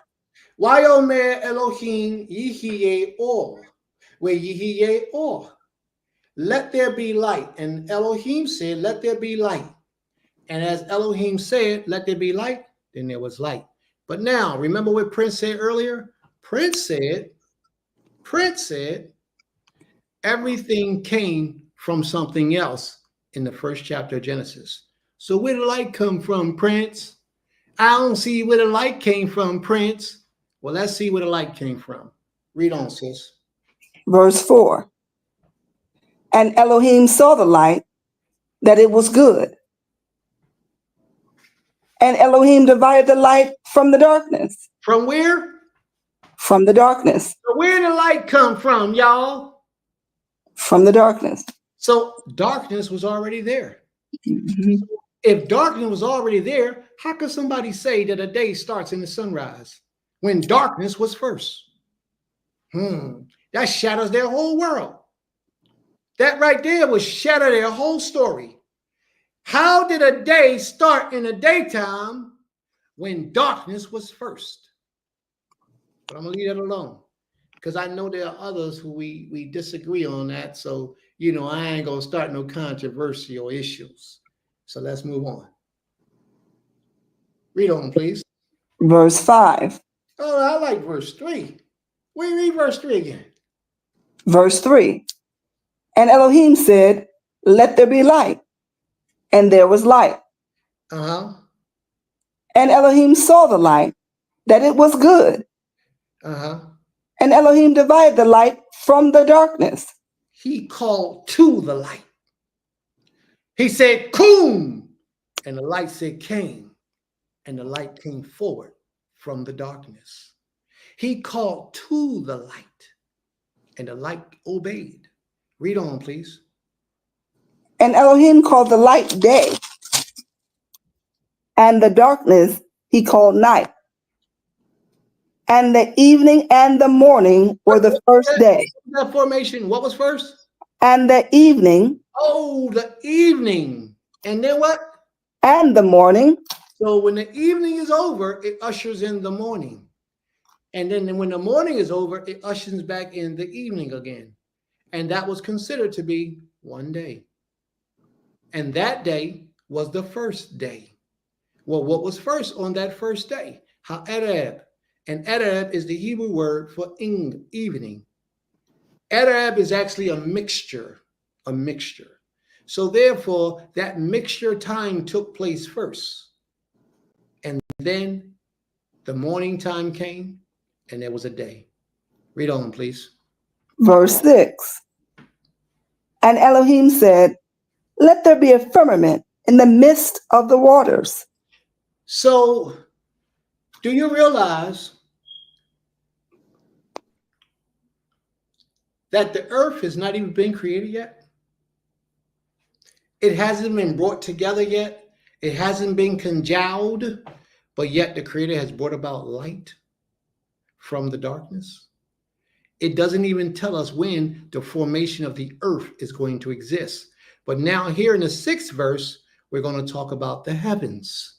How was the heavens formed? Because remember, I told you Genesis, the 1st chapter, is talking primarily about the heavens and the earth's formation, how they was formed. Read on, please. Verse 6. And let it divide the waters from again, please. Sliga. I'm sorry for interrupting. Verse 6. And Elohim said, let there be a firmament in the midst of the waters. Now let there be a firmament. I know I said I was sorry, but I got to keep doing this thing to get this lesson across. So forgive me for saying something that I didn't mean, but this time I mean it.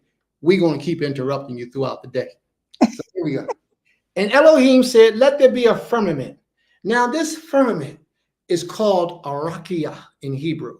In Hebrew, firmament is the word rakia. Mystical folklore teaches that the rakia is where the angels abode. That's what they teach. So I'll leave it at that with the rakia. But the rakia is a firmament. It's an expansion in the skies. Now, just so you'll know, and I want you to keep in mind as we're reading Genesis, you know outer space? You know what outer space where the stars, the sun, the moon, and all that stuff is, and the planets? And then you know on Earth where we are today, there's an expansion around the Earth. They call it the stratosphere. I think the first layer is the stratosphere. And I forget the layer of the next layer before you can leave the Earth. But there's a layer up there that you can, you know how they say they send those rocket ships through that layer every year or whenever they send the rocket ships up? What they have to find is a certain place in the street. Anybody ever seen that movie about that lady who was the black lady who first that they utilized her knowledge? She worked for NASA and she helped them to navigate how to send rockets in outer space. Anybody ever seen that movie? She was a famous black lady. I wish I remembered her name. Well, this was true. And it is because there is a certain place in the outer atmosphere that opens up where there's a little hole a certain time of the year that goes out there that extrosphere, very good. Thank you, sis. There's a certain place there that if you hit it a certain time of the year, you can travel through there. But it is only open a certain time of the year, and you had to have the mathematical calculations to determine where it was at that time of the year so that your rocket ship could go through. This black woman was the mathematician who calculated exactly where this would be and at what time. She was a very famous black woman. This is what she did. She calculated where the firmaments, the dome, the expansion that covers the earth, where it would be, the opening would be at a certain time. And she went down in history. she made history. If not, if they didn't have that calculation, what would happen is any rocket ship they sent up, you've seen it, it would hit the atmosphere or the extrosphere. It would hit it and explode. And y'all have seen that with that rocket they sent off just a few years ago, about 15, 20 years ago. They sent a rocket in outer space and it killed everybody on it. It crashed because the calculations was off. So they actually killed those people. But let's get back to the book of Genesis. This thing is called a firmament expansion in the heavens. The point I was trying to bring out was this. You know how you go out to the waters on the earth? You go out to the seas and the water comes up on the earth and wash up on the sands and all that stuff. And this is another funny thing that I just learned. And I want to share this with you. I do not know how true this is. This, I do not know how true it is because I did not do my research and I just came across this information not too long ago, like a week ago. Do anybody know where the sand on the sea comes from? Does anybody know where the sand on the sea, where does it come from? Does anybody know?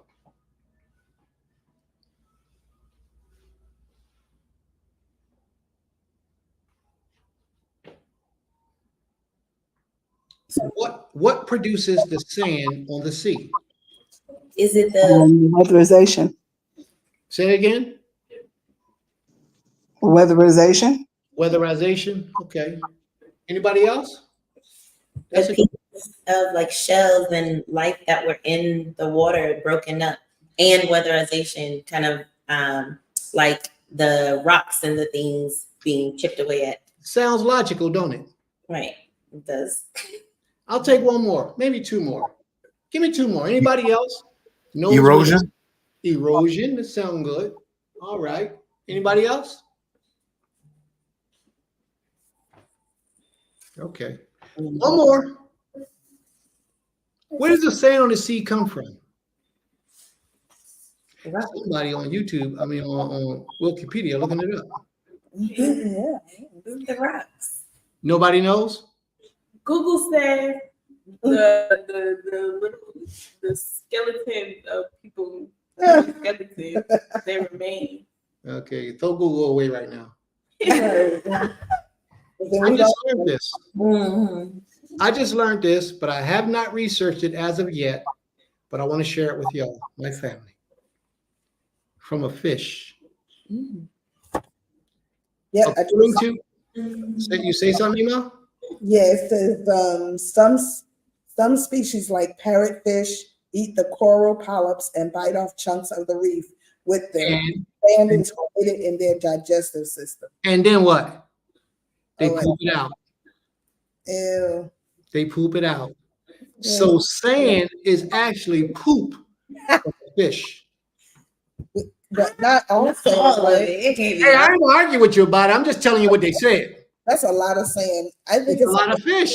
How long you think fish has been in the earth? It's a lot of fish. They got a lot of pooping to do. Yeah, Can you imagine what it would look like if all human feces was piled in one place? yeah, but I think it's probably a combination because reefs aren't in. There's only but so many reefs, and What ocean you looking at, Emma? Well, A whole lot of reefs in the ocean. when I was in Honduras, we actually saw the reefs. One You of the saw largest above ground reefs or below ground reefs? below. We went on a glass bottom boat, and he took us over it's the second largest reef in the United States in that ocean. So you took a ride over a reef, and you're telling me that there's not a lot of reefs in the ocean. I'm And just, you was in Barbados. I was But in you got a Honduras. leg to stand on and tell me there's not enough fish to produce all the sand that we see in the sea. I just think it's a combination. I do. I don't think it's just from that fish. Well, guess what? As the sister said earlier, Sister Zakaria, we all have our own understanding of things. And you are allowed, even though you're my wife, you are allowed to have your own understanding of something. What I'm giving you is what I just learned, that I did not have the time to research. So I'm only sharing with you all, but you just confirmed it because you found it somewhere else. Well, it did say, I'm sorry. it said like parrotfish, so it didn't say all fish, but it named a certain type. Parrotfish is the name of the fish. All fish don't do that. The parrotfish does it. The parrotfish, from what I saw, the little bit of information that I gathered, the parrotfish don't eat animals in the ocean. It only eat rocks.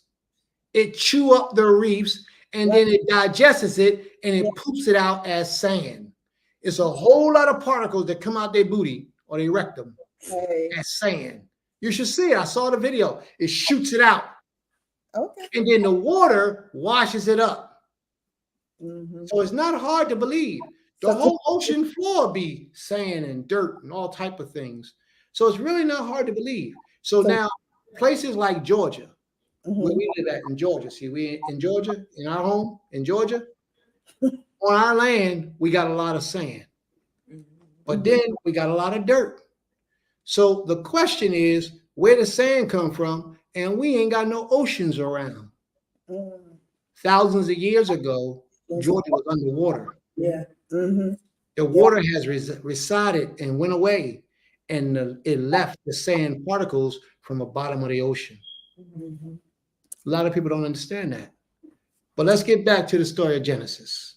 Oh, can I ask a question? Oh, before I get back to the story, I wanted to travel on something else.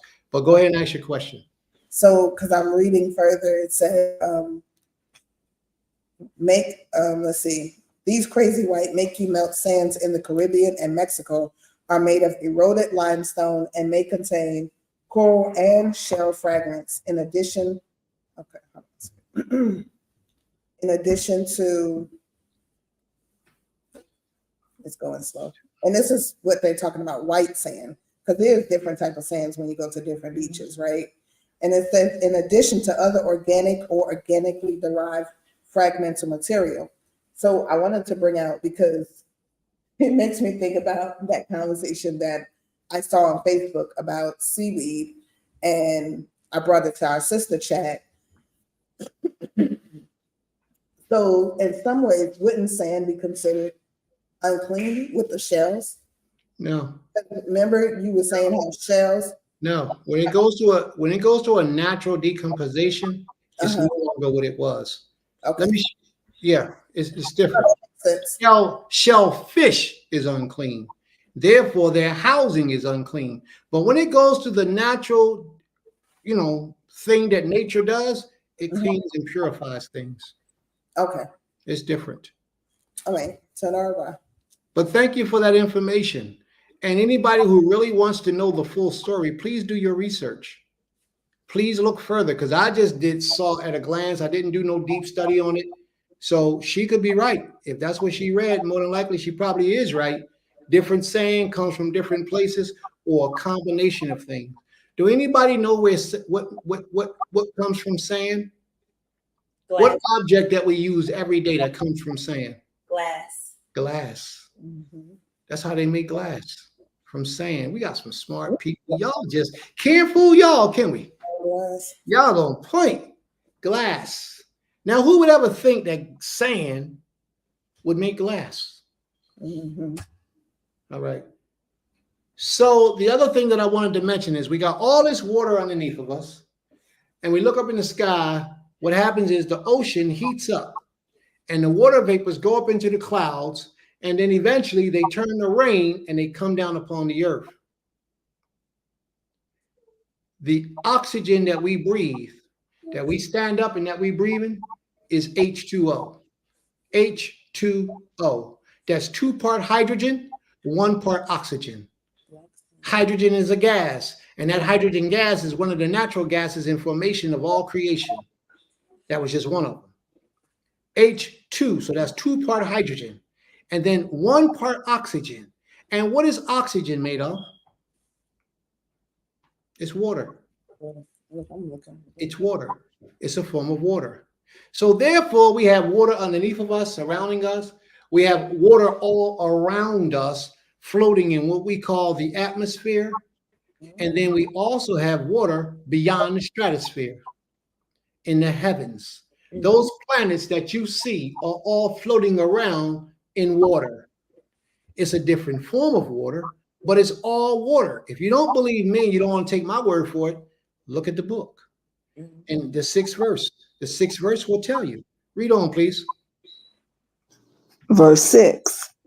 And Elohim said, let there be a firmament in the midst of the waters, and let it divide the waters from the waters. Now, what did it say? Let that firmament divide what? The waters from the waters. It divided the waters from the waters. So the water down here that we got in this existence, there's more water out in the heavens and the creations in the universe. There's more, all that is in water.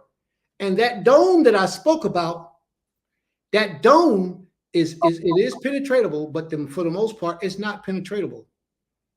And it separates the water, the low water, from the high water.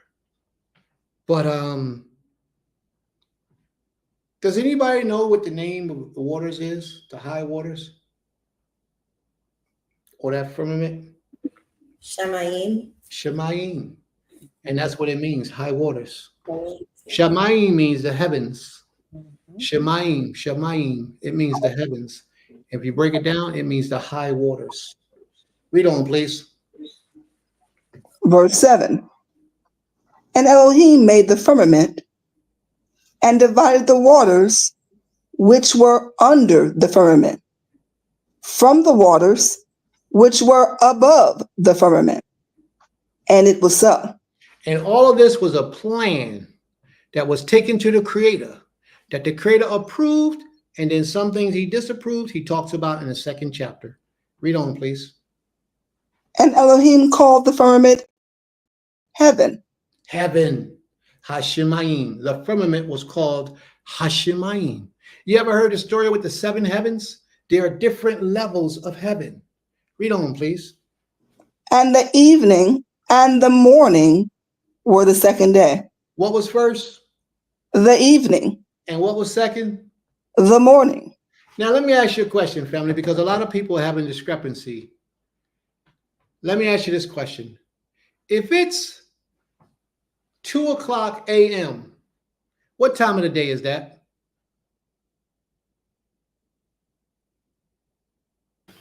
Two hours after midnight, still dark. And what time of the day would that be? The evening, the afternoon, the morning? What time of the day? I mean, I think it's the wee hours of the morning. It's the morning. Basically, it's called the morning because we have allowed the Europeans to teach us. But according to Hebraic terms, it's not. According to Hebraic terms, it's still the night. And it doesn't change from the night until the sun rises. And that's called Boker. When the sun rises, it's called Boker. And when Boker it becomes light. And therefore, people be getting things mixed up when they see things and they say, that's a new day. Let me say, for example, I was talking to my wife the other day. I don't know which one it was. But it was 10 o'clock at night. And I said, tomorrow, we got to go to the store. But it was 10 o'clock at night. According to Hebraic literature and understanding, it was already tomorrow. So therefore, I had to clarify to her later today. But without even thinking, I already said tomorrow. But I was already in tomorrow once the sun went down. Because it's not light outside doesn't mean that that's not tomorrow. But what I really meant was when the daylight comes out. Later. Do y'all understand what I'm saying? Okay. How many of you do something like that? How many of you will say, you already understand that the night is the night? Let's say it's past 12 o'clock.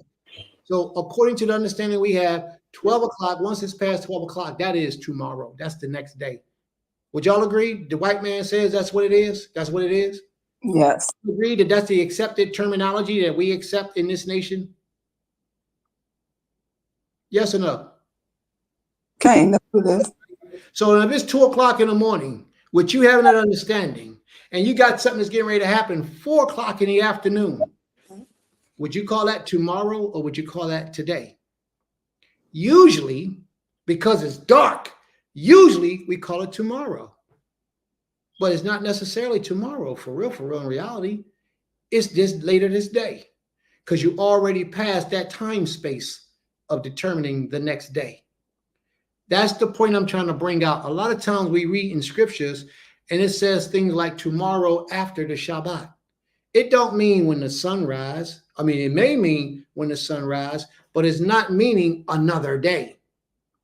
It's not meaning that. Or it could mean that once the sun goes down on the Shabbat, that's a new day. All depending on what's taking place through the scriptures. But I'm just giving you some things out there. You can take it any way you want it. You can accept it any way you want. I'm not here to cause any arguments or fights within your household. That's something you and your husband got to go through, not me. But I'm going to drop that knowledge as I understand it to be. All right? So a lot of times you're reading scriptures where it says, and tomorrow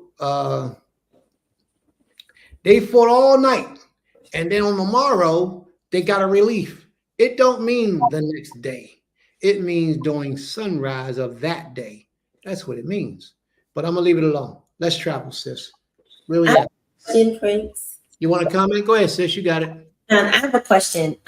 So in the, I wasn't sure if in the Hebrew of that text that we just read, and then there was evening. Does it say Arab? Arab. Or Arab? Elohim Yihi Rakia Betok Hamayim Wiyahi Mebi Bain Mibain Lamain. No, I'm on the wrong one. The Arab. Oh, in 8. Okay. I don't have the translation. Yes, it says Arab.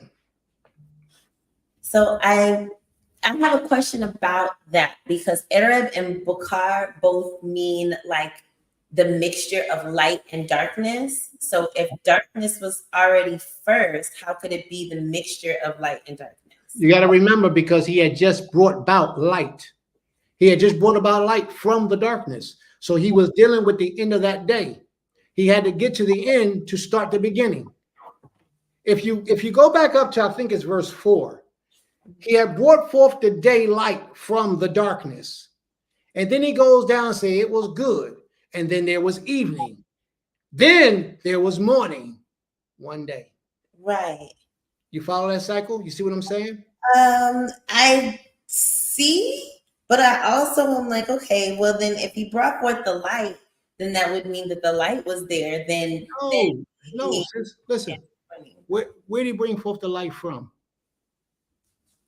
From the darkness. So if he brought the light from the darkness, then how was the light first?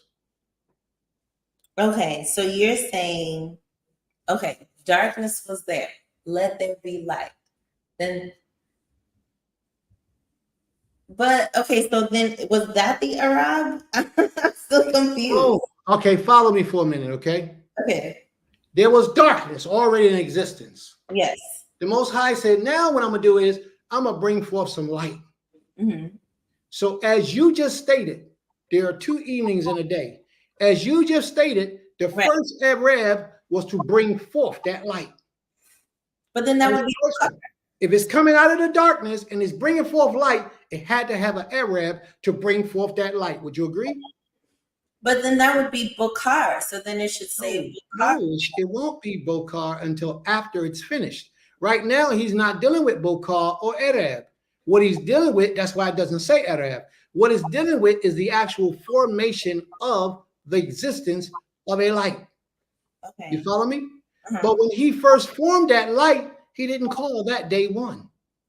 What he did was he said there is evening. So that formation of that light that he just brought forth from the darkness, it didn't become to be a day until it was first evening, and then there was morning, day 1. So he has a specific direction that he sent that in. I don't want to lose you. And if you have any questions, please ask it. Okay, I'll see you tomorrow. I don't want to hold up the class. No, you're not holding up the class. This is education. This is how we do things. Listen, let me explain to you. There was nothing but darkness at one time. So the light came into existence. Mhm. He brought forth this light. When he brought forth that light, he would have called that day one if the day began with light. But he didn't, because it wasn't a day. It was the beginning of the formation of light, Mhm. but it wasn't a day. Then he says, you know what? I'm going to bring about a day. And before he brought about a day, before he said day one, he said there is evening, Arab, there is morning, Arab, 2 Arabs in one day, day one. So once the evening is completed, that takes you to the morning. Once the morning is completed, that takes you back to the evening. Day one. That's what he said. From evening to evening is one complete cycle. All right? No problem. Let's read on, please. Verse 9. And Elohim said, let the waters under the heaven be gathered together unto one place, and let the dry land appear. And it was so. And Elohim said, Creator, the way we can do this is we can let all the waters under the heavens be gathered together. That means all the particles in the water came together. Of course, we know the waters didn't separate. They came together. And when the waters move away, what do they leave? They leave a residue. And that residue will be what we call earth, dry land. That's how that goes. That's what that is. If you take a piece of glass, if you get a black plate, real black plate, remember, because we're dealing with darkness, take a black plate and put some water on it, cover it up. Just cover it up and let it sit till all the water evaporate. When you lift your cup, what's there? Condensation. Condensation. No, condensation is in the cup. That's water. But what's left on the plate? Never tried it. Well, think about it. We've all done it. We just don't know we've done it. If you put a glass on the table and pick that glass up and don't wipe it off, what will be left after all the water evaporates? It's like a residue of dry. It's a dry residue. And that's how the earth was formed. That's why the scripture says, let all the waters be gathered together in one place. And then let dry land appear. The only way that the dry land could appear is if the water evacuated, right? The residue from within the waters, all congealed into one place, and the earth was formed. That's what it says. But I know it's a little difficult to see. But in the beginning, remember it said, and the earth was void and formless and void, and darkness was upon the face of the deep. The earth had no order and structure to it. The earth was there, but it was all over the place, which means it was gathered in all the waters all around. The creator Elohim said, bring all the waters together and then let the earth appear. And that's what happened. If you take water and put it on a glass plate and let it dry, you will see the residue from that water. You will see evidence that that water was there on your plate. Now do that on a concentrated form, and that's how we made the earth. That's how Elohim formed the earth. All right, let's move on, please. Verse 10. And Elohim called the dry land earth, and the gathering together of the waters called he seas. And Elohim saw that it was good. Now, I want y'all to keep this in mind. After Elohim formed these things, Elohim never said it was perfect. He only said it was told. He only said it was good. A lot of people today are looking for a perfect man. You ain't gonna never find a perfect man. You will only find a good man. So stop looking for Mr. Perfection. Mr. Good, Mr. Toad. Read on, please.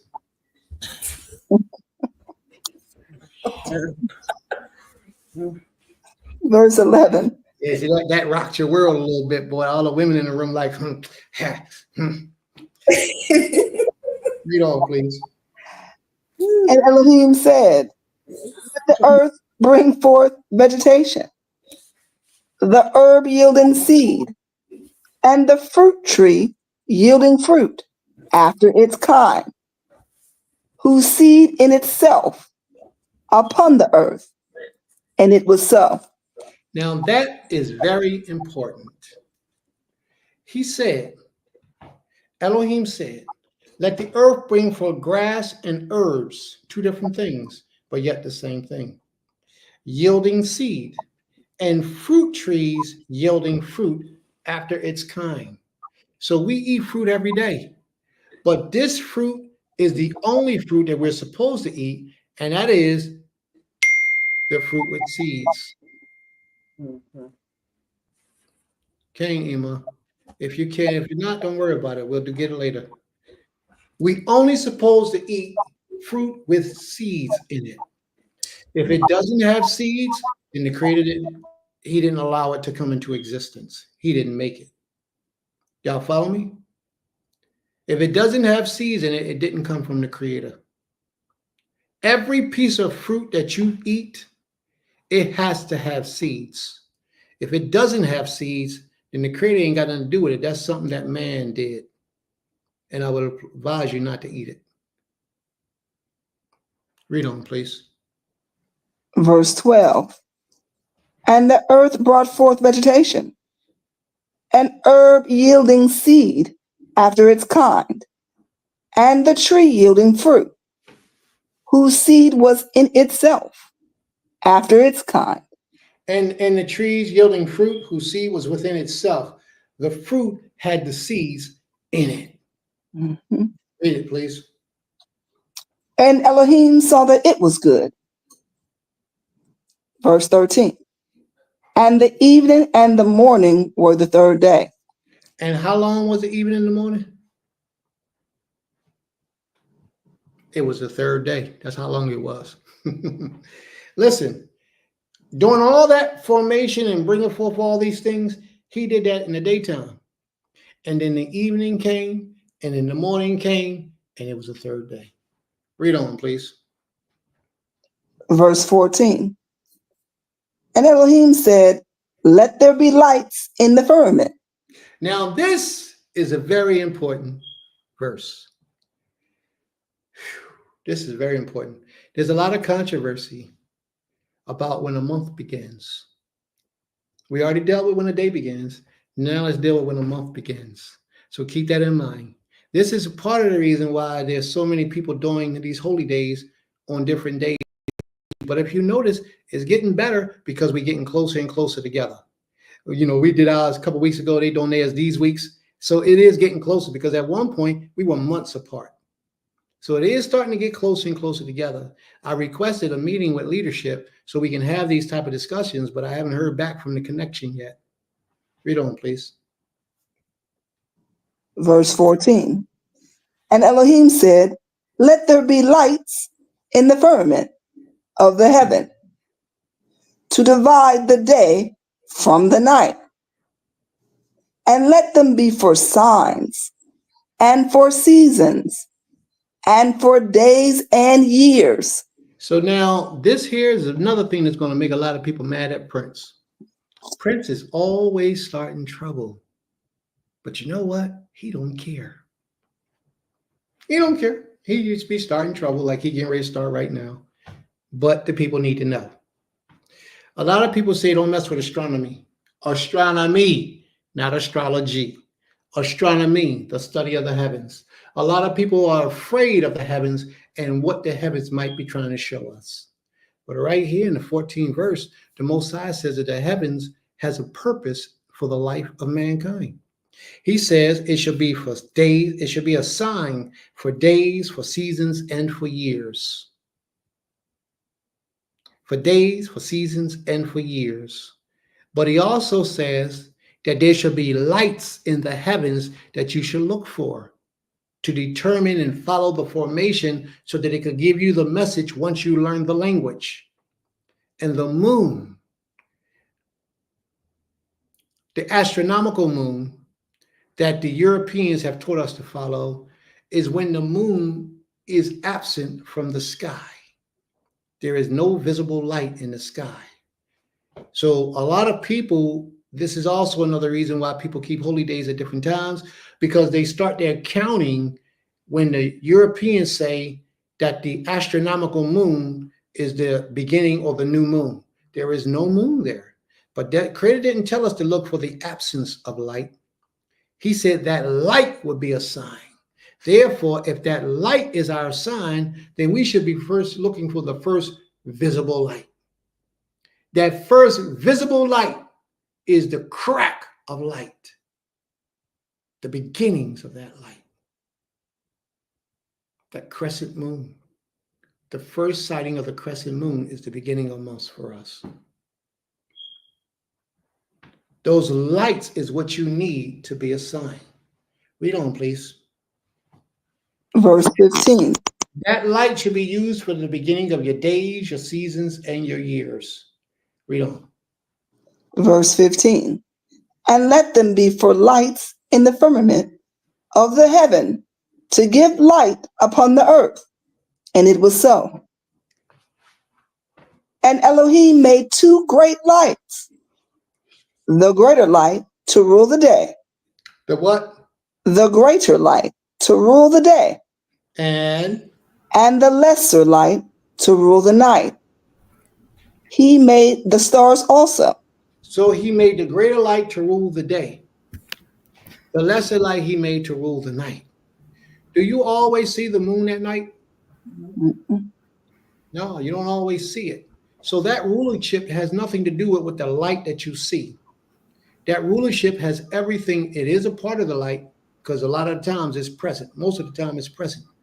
But there are things that come from the moon that affects vegetation and affects the human body on the earth that comes from the moon. And it comes through at night because the moon and the structure of the moon is more prevalent on the earth at night and is way more present at a full moon. Question. Question? Yes. Yes. So regarding Let me stop. You're supposed to say question, Prince. question, Prince.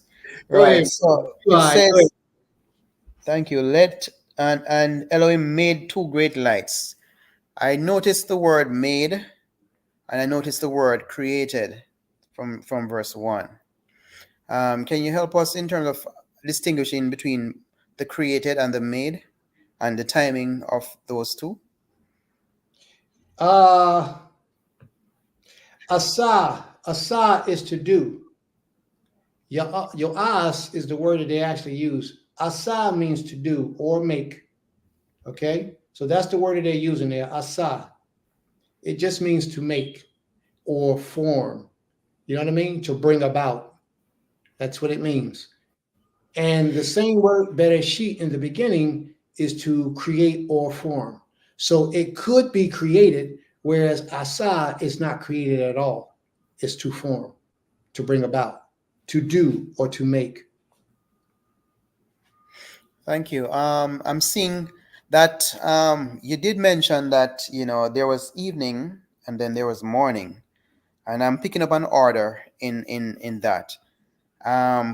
Could it be that the Creator himself was light, so therefore because him emitting light, he wouldn't need to create light, but he created darkness.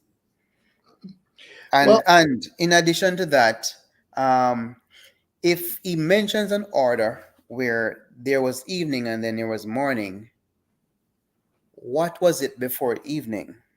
There was Because the darkness. first transition is evening. There was darkness. There was nothing but darkness. So darkness transitioned to evening? No. Yeah, it had to. Because evening is a mixture. So in order for light to come forward, there had to be an evening first, coming from the darkness. And that's why the scripture says that light came from the darkness.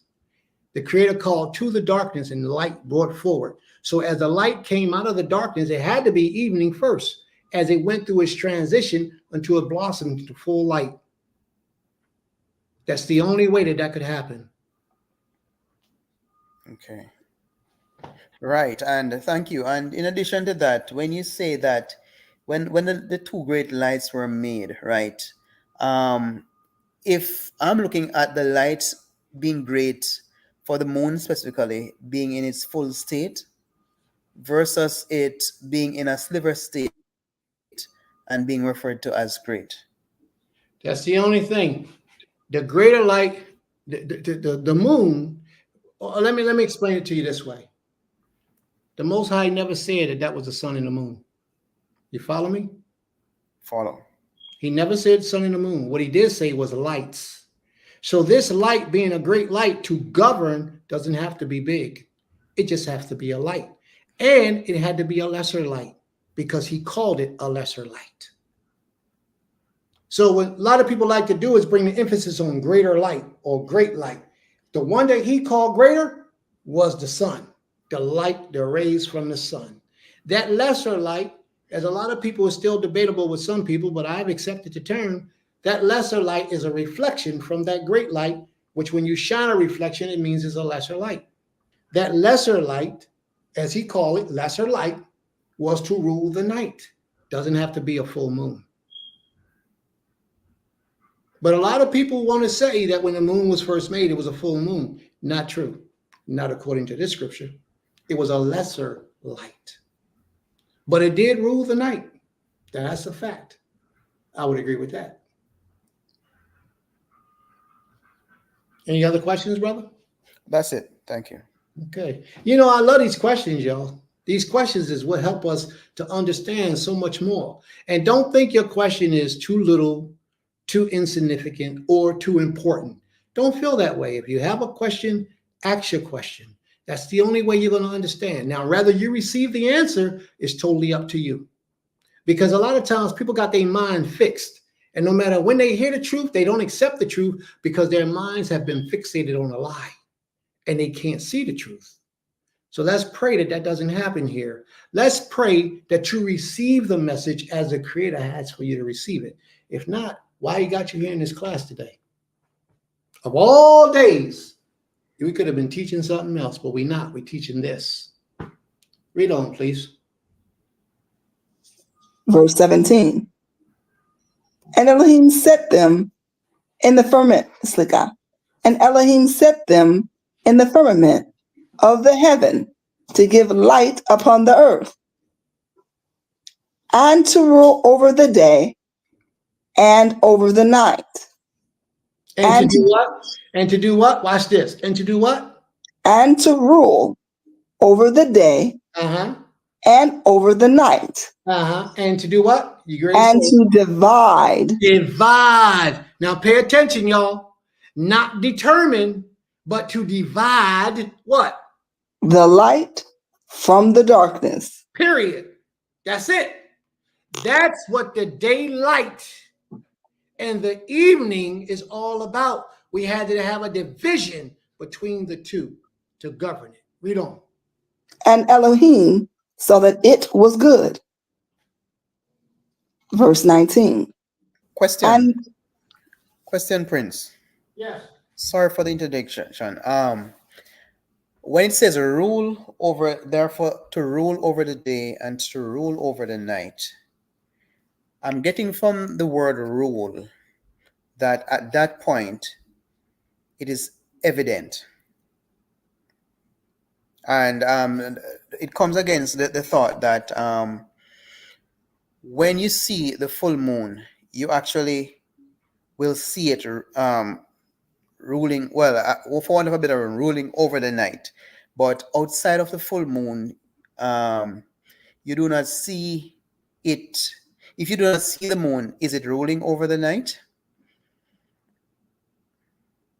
If you don't see the moon, is it see? All right, let's look at it this way. Understand that these are indicators of time. That's all. The ruling ship, because a lot of times you got clouds out, you can't even see the sun, but yet it's still ruling over the day. You follow me? See, the sun don't go through cycles like the moon does, but a lot of the times the sun cannot be seen. It could be blocked out by the clouds, but it's still ruling over the day. So the Father is telling us here that these are indicators of these things, not necessarily like they're going to overpower that particular thing. And I pray that you can understand that. I'm actually looking for the verse, if we can tell me what verse that is. Okay, to rule over 18, to rule over the day and to rule over the night. Okay, Mishal. 18.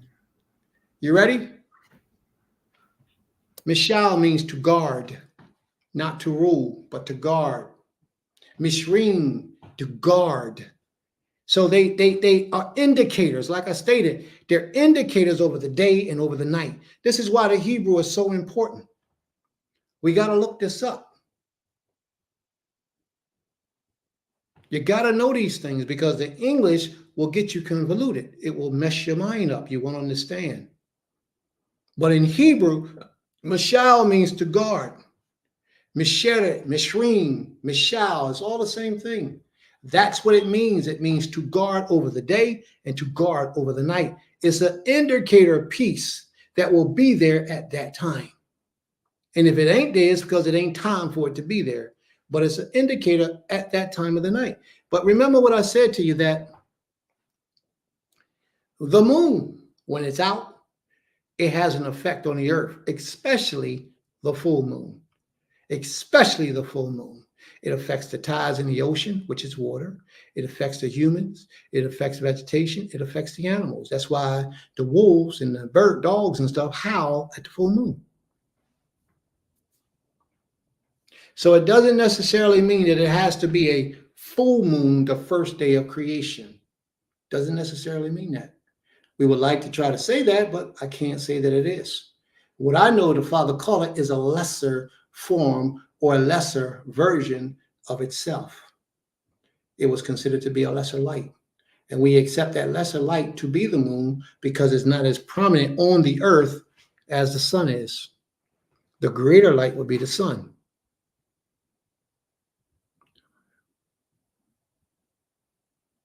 Any further questions? Shalom, can I be heard? Shalom. Okay. All right, just making sure I can be heard.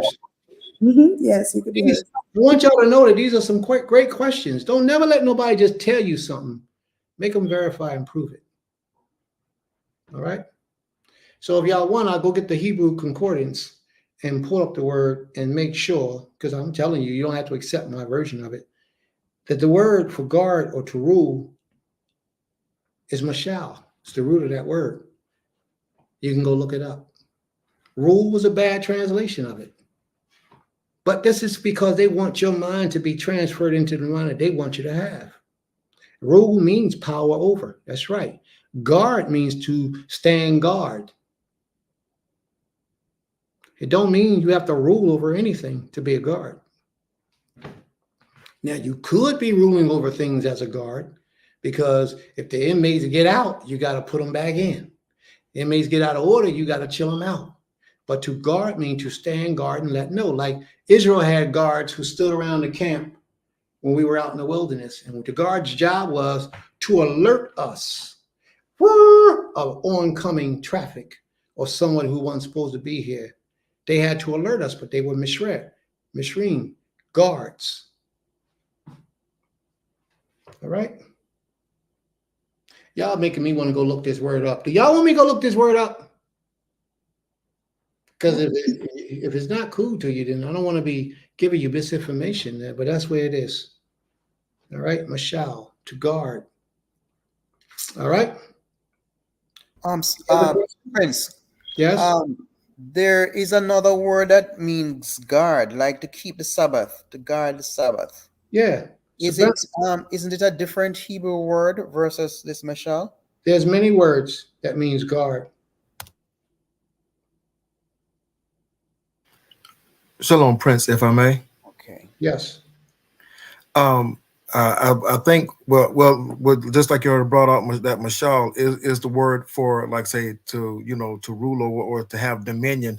Simply put, it is the brightest of the two lights, as you earlier said, is the more prominent of the two. It's not a military guard per se, but it is the brighter of the two lights. Like if you have a like a halogen light on your truck versus a handheld flashlight.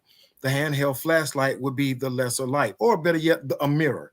a mirror will be considered a lesser light because it is simply reflecting the light that is already shining from the primary light source. So regardless to the phase that you may see at that time, it is still the lesser light because lesser this is more diminutive than the larger, brighter, or greater light. It's not so much as in a military guard per se.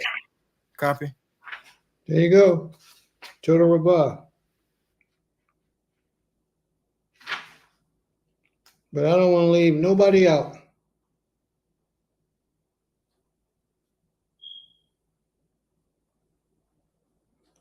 Any other questions or comments?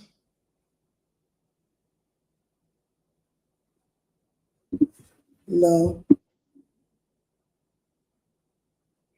And as I said, Shamar is to guard. I'm looking for the actual terminology.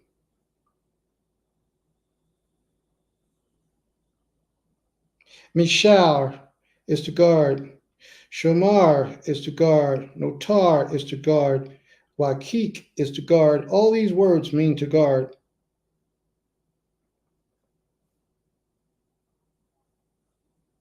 Let me see if they got a word for rule. Let me get another book, please. Give me a second.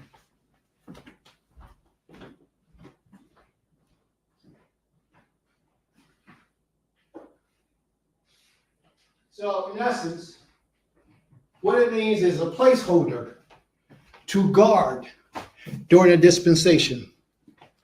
All right, let me see what the words for rule are. In case we left out some and we're not so cool. Nobody knows everything. We accept that. There's a whole lot of words for rule. And the word we're looking for rule, let's see if Mishal also means guard.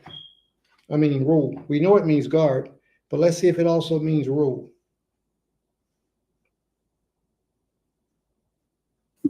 Abba, Chief Malak has a question too. Okay, 1 second, Chief. No, I don't see Mishal. Okay, yes, I do. Meme shall. One of them is meme shall. Yep, so it means both, to guard or rule. Meme shar. Meme shall, meme shar. So these words are simultaneously working together because they both mean guard and they both mean rule. And if you think about it, like I said earlier, a guard's job is to rule depending on the situation that he's put in. So yes, that will be it, bro. You follow me? You with me? But you can always take the time to look it up on your own and see what you find. It's just a matter of looking into the Hebrew. And if you got blue Bible, Blue Book, download it to your computer. If you go to Blue Book, hold down that paragraph. It'll give you the interlinear version. You go look that up and you see what it says.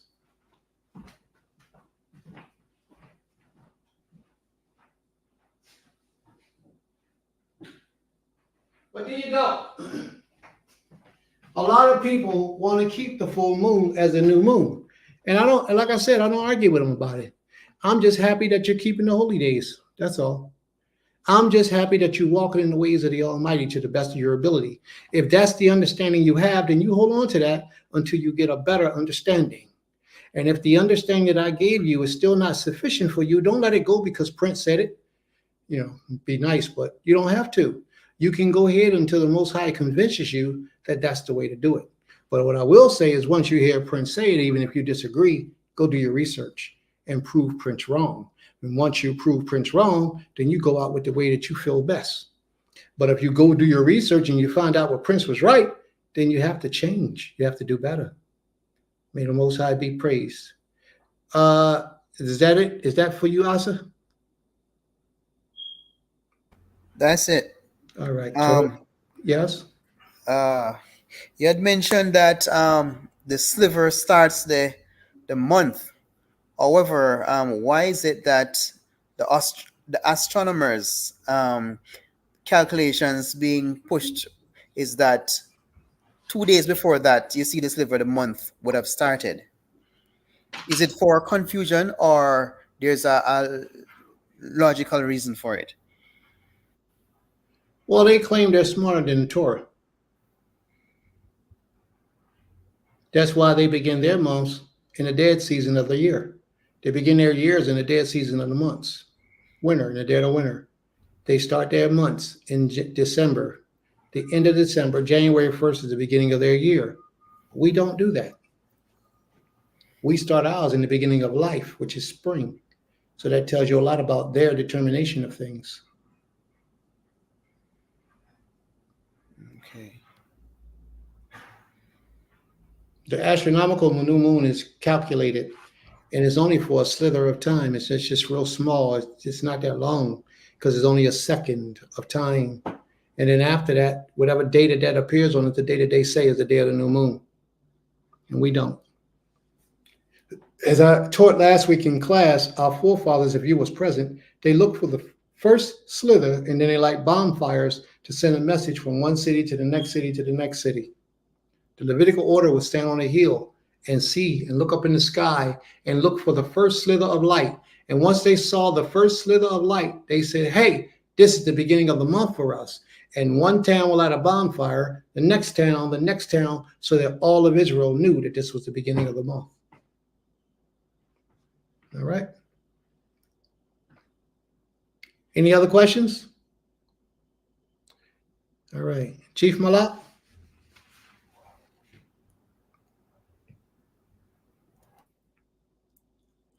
Chief Malak, you got a question?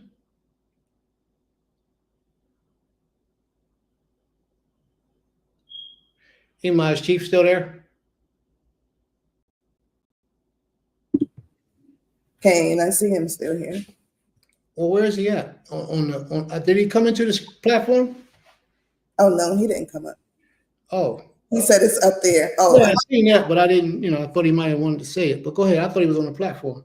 Go ahead.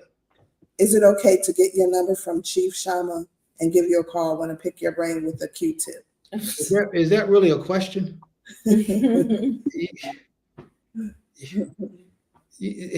Come on now. You already know the answer to that. I ain't even got to say nothing to that. I'm already guilty.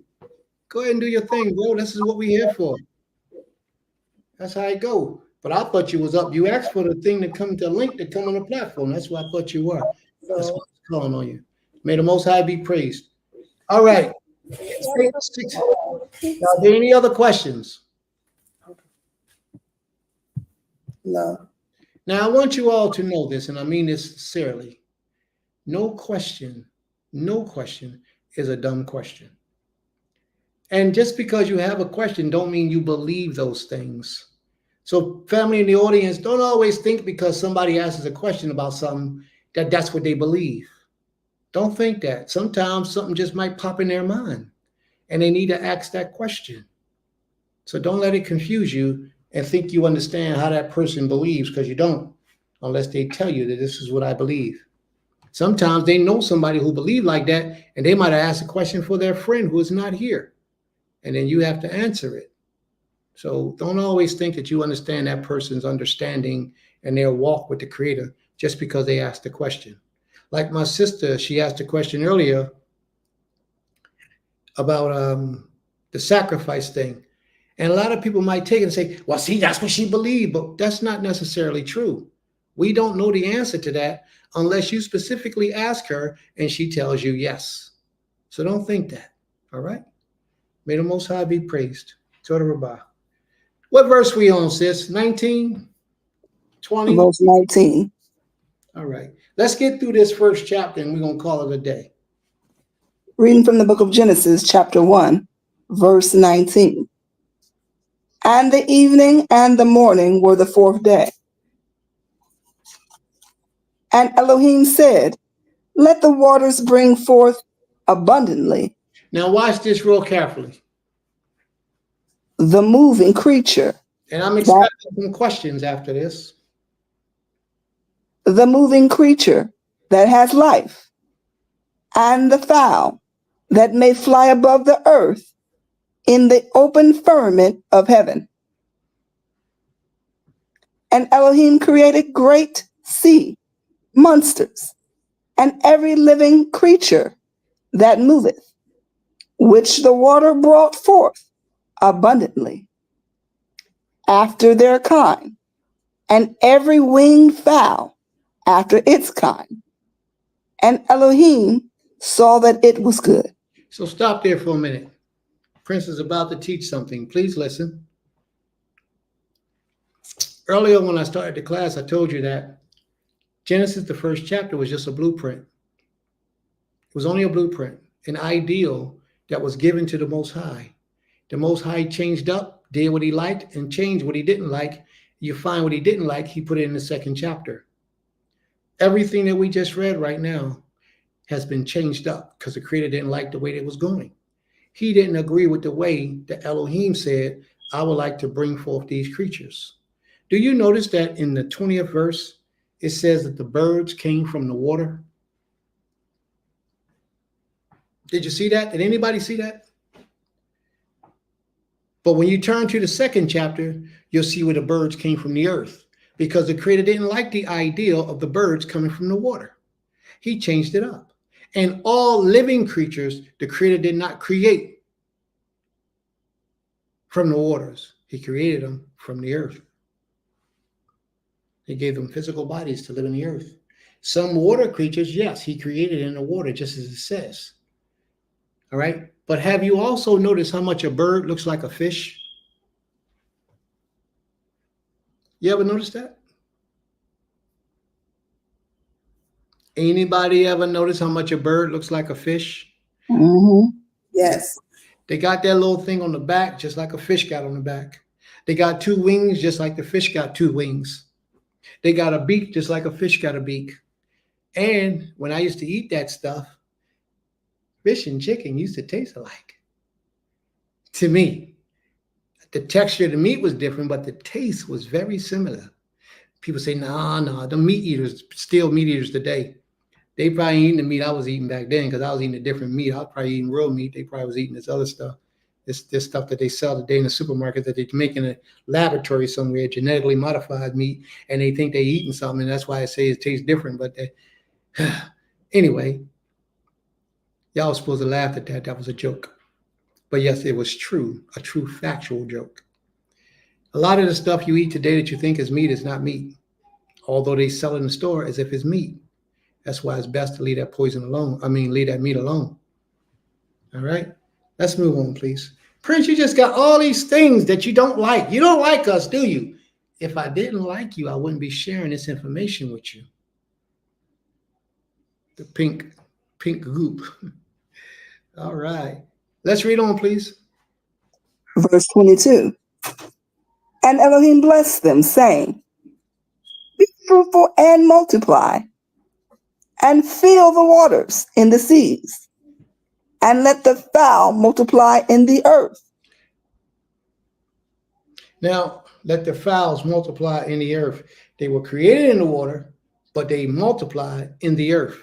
Mm-hmm. But what I like to do is I like to point out a word where it says fill. And Elohim blessed them, saying, be fruitful and multiply and fill the earth. The word is milieu. Milieu is the Hebrew word that's being used. And milieu means to refill, as if it was already done. But we're not getting into that because I don't know nothing about that. As far as I know, this is the first creation story. I've heard other stories that there was other men and women on the earth before Adam and Eve. I've heard it. Not going to argue that point because I don't accept it. But this says for the vegetation, for the animals to milieu, to refill. But that same word is being used down a little bit later when it talks about mankind filling the earth, milieu. All right, read on, please. Verse 23. And the evening and the morning were the fifth day. And Elohim said, let the earth bring forth the living creature. Now, let the earth bring forth the living creatures. Read on. After its kind. Talking about the cattle. Cattle and creeping thing. And beasts of the earth. After his kind. Go ahead, sis. after its kind, and it was so. Uh, And Elohim made the beast of the earth after its kind, and cattle after their kind, and everything that creepeth upon the earth after its kind. And Elohim saw that it was good. mm-hmm. And Elohim said, let us make man. Stop. Elohim said, let us, anaknu, let us make man. If that was the creator, why would it be a us?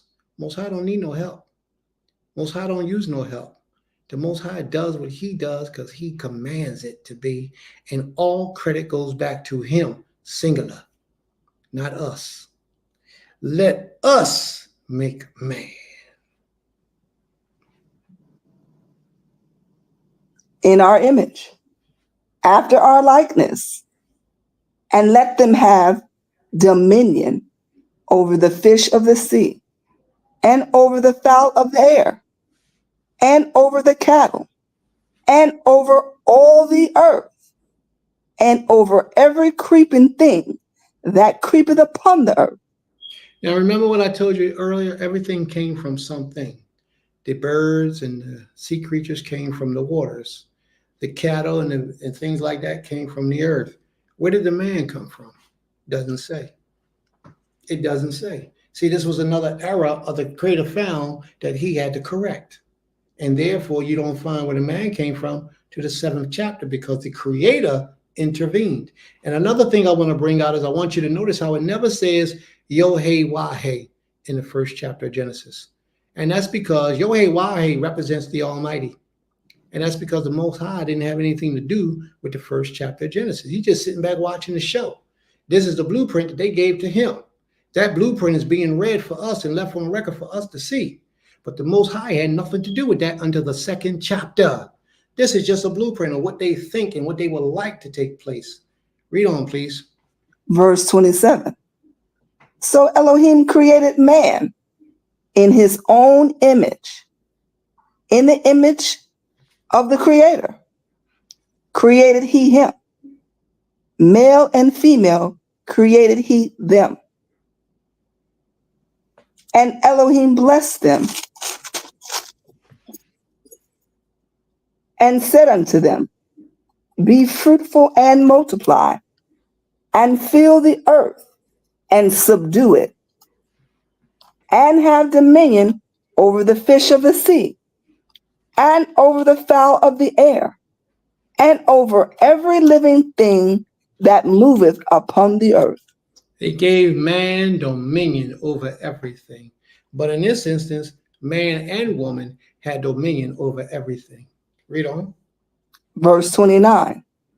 And Elohim said, behold, I have given you every herb bearing seed, which is upon the face of all the earth, and every tree in which is the fruit of a tree, yielding seed, to you it shall be for food. So what were we supposed to eat in the original formation? We weren't supposed to eat no animals. Vegetables. That's right. Fruits and vegetables and herbs. That's all we were supposed to eat. We weren't supposed to be eating carnivorous people. We weren't supposed to be carnivorous people. We were only supposed to be eating fruit and vegetables and herbs. That was it. Read on, please. Verse 30. And to every beast of the earth, and to every fowl of the air, and to everything that creepeth upon the earth, wherein there is life, I have given every green herb for food, and it was so. Even the animals were supposed to eat the vegetation, the herbs, the fruit, even the animals. And I wrote a book that I never published. And I'm going to give you a little bit of the insight. When the Most High destroyed the earth with the flood, a lot of people say, well, what did the animals do that they had to be destroyed with humankind?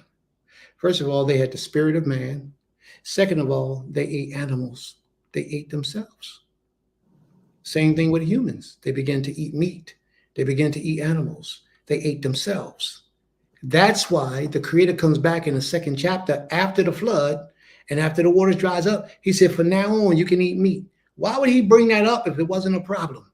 But when you ate meat, he gave you a set of rules and instructions as to how to eat the meat. You see? And then he told them what kind of meat to eat in Leviticus 11th chapter.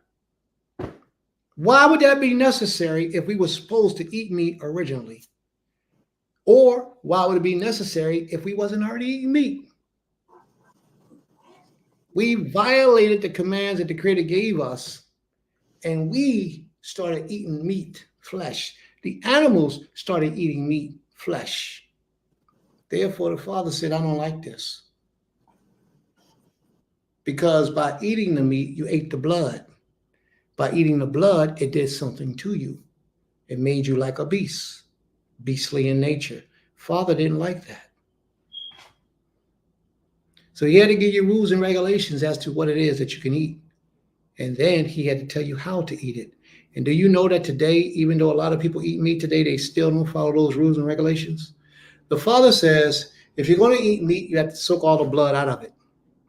You can't eat meat with the blood in it. And you'll go to the store, you'll buy yourself some chicken, some turkey, some fish. Chicken are unclean. You shouldn't be eating that anyway. You should not be eating chicken. So you go to the store, you buy yourself some turkey, some fish. You shouldn't be eating chicken, turkey, or fish. You should, well, fish you can eat, but turkey you shouldn't be eating either. But anyway, let me get back to the story. You go to the store, you buy yourself some chicken, some turkey, or basically some things with some meat, some blood in it. You bring it home, you put some flour on it, and you put it in a frying pan and you're frying it. The blood is still in it. You're just frying the blood. But the Creator said you got to get the blood out of the meat. So therefore, if you are a meat eater, you have to soak that meat in salt water for an hour, 2 hours, 3 hours, and some books even tell you 24 hours. But you have to soak that meat in salt water before you cook it so that you can get all the blood out of it. Because if you don't do that, you're eating the meat, you're eating the blood in the meat. And that is a direct violation against the Creator's laws. Why do you think so many people walking around here crazy? Think about it for a minute. The Europeans like their food half done. Matter of fact, just put it on the grill, turn it over, and then take it off and give them to them. A lot of people eat their food like that. And I mean exactly like I just said. Put it on the grill, psst, turn it over, psst, take it off and put it on a plate. And that's how they like it. Some of them, not all of them. That's raw meat. And they eat it. Read on, please. Verse 31. And Elohim saw everything that was made, and behold, it was very good. It was told, behold, it was very good. And the evening and the morning were the sixth day. And the evening and the morning was the sixth day. All right. Are there any questions, family? We're going to close that out right there.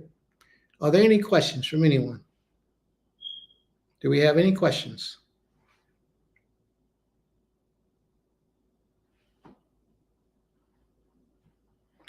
No questions?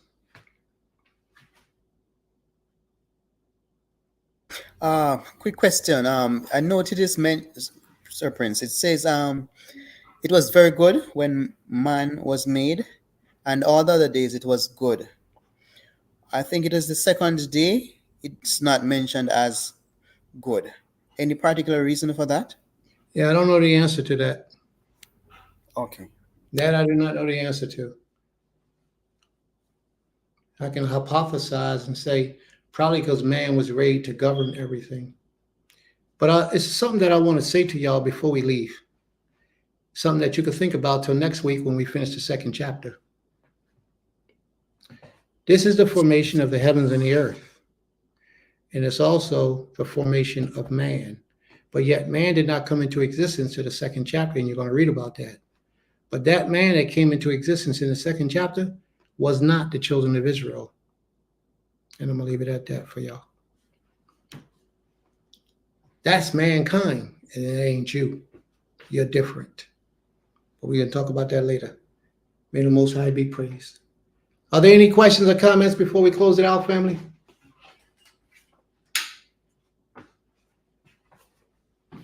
Great lesson as always. Well presented. Answered a lot of questions, and looking forward to jumping into chapter 2. Yeah, chapter 2 is going to be just as interesting as the first chapter. No doubt. Let's go, y'all. Pero kata abi Eloheinu melech haolam, asher b'habanu mikoil ha'amin, v'noten lanu ha'torah, v'noten lanu ha'shabbat hazeh. Toda rabah abi ki koya otanu abi. Toda rabah. Salak lanu kol Yisrael ketot anaknu osim lifnei ata abi. Salak lanu. Tain li na darik shelka asher naknu hosim biametika. Toda rabah. Great and mighty King, Master of all creation, we pray for permission to approach unto your throne.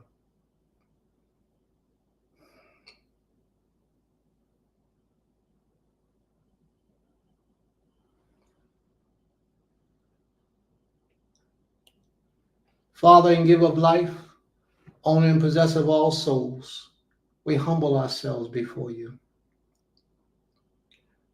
There is none of us, Father, who have all the answers, who know all the things. But like was said today by the sister Zakaria, we each have a piece of that puzzle that you have allowed us to obtain. We pray, Father, that in the bringing together of all of us with our pieces, that you will let all false things perish, and that your truth will abound throughout all the lies and all the discrepancies. That we, your people, will be able to call unto you with a pure tongue, with a pure understanding, and be on one accord, and worship and serve and honor you and you alone, as you have prescribed in your teachings of the law. Please forgive us for any iniquities or any shortcomings that we have at this time. Forgive us, Almighty One, for we only do the best we know how to do with the limited portions of knowledge and resources that we have.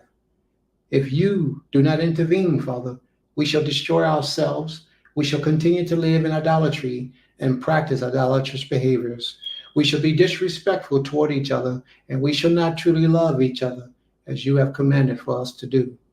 Therefore, great King, we ask that you would open up our minds to your truth. Allow us to receive your spirit on our inward parts, that we may walk in your truth and obey your commands and do exactly what you have for us to do, to bring you pleasure and not our own pleasure. Unto thee, O great King, we look unto for our salvation, for our hope and our help. We trust in you, Father, for all things. Ein kimo ata abi. Ein kimo ata. Ein li abi. There is no power like unto the Most High. There is none. Unto thee, our power, our King, we say, Toda abi. Abi Toda Rabah. Thank you, Father, for hearing our prayers. All right, family. May the Most High be praised.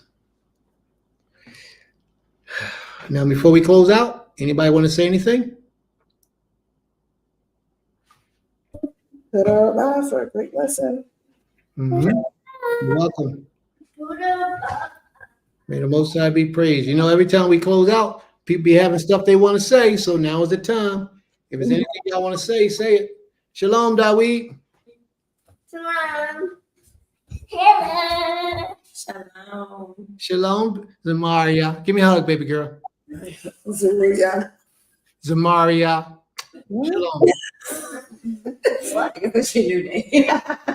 That's right. I told you that a long time ago. Ooh. Anybody else? Changed her name. Huh? You changed her name Long time ago. Y'all don't remember that? from Zulia. I did. Long time ago. But if y'all want me to go back, I'll go back. But no, I got something else for her. She's special. Anybody else? No? Love. Maria, come here, baby girl. She's got her socks on. Are you all right? Are you all right with that name? Are you okay with me calling you that? Little. A little? All right. Well, when I see you, you talk to me and tell me if it's okay, okay? Okay. All right, baby girl. Shalom. Sister Ornette, you know you be reserving your questions till after we get off the screen. What's up, Sister Ornette? To the Rabbi for taking us on this great journey. I am looking forward to what it unfolds into next week. Okay, may the Most High be praised. All right, family, thank you all for coming out and spending your Shabbat day with us. We greatly appreciate it. And if you go back and watch the lesson and watch the lesson and watch the lesson and watch the lesson, bring back your questions next week, and we'll cover those before we get into the second chapter. All right? May the Most High be praised. That's how we praise. Shalom. No. Shalom, beloved.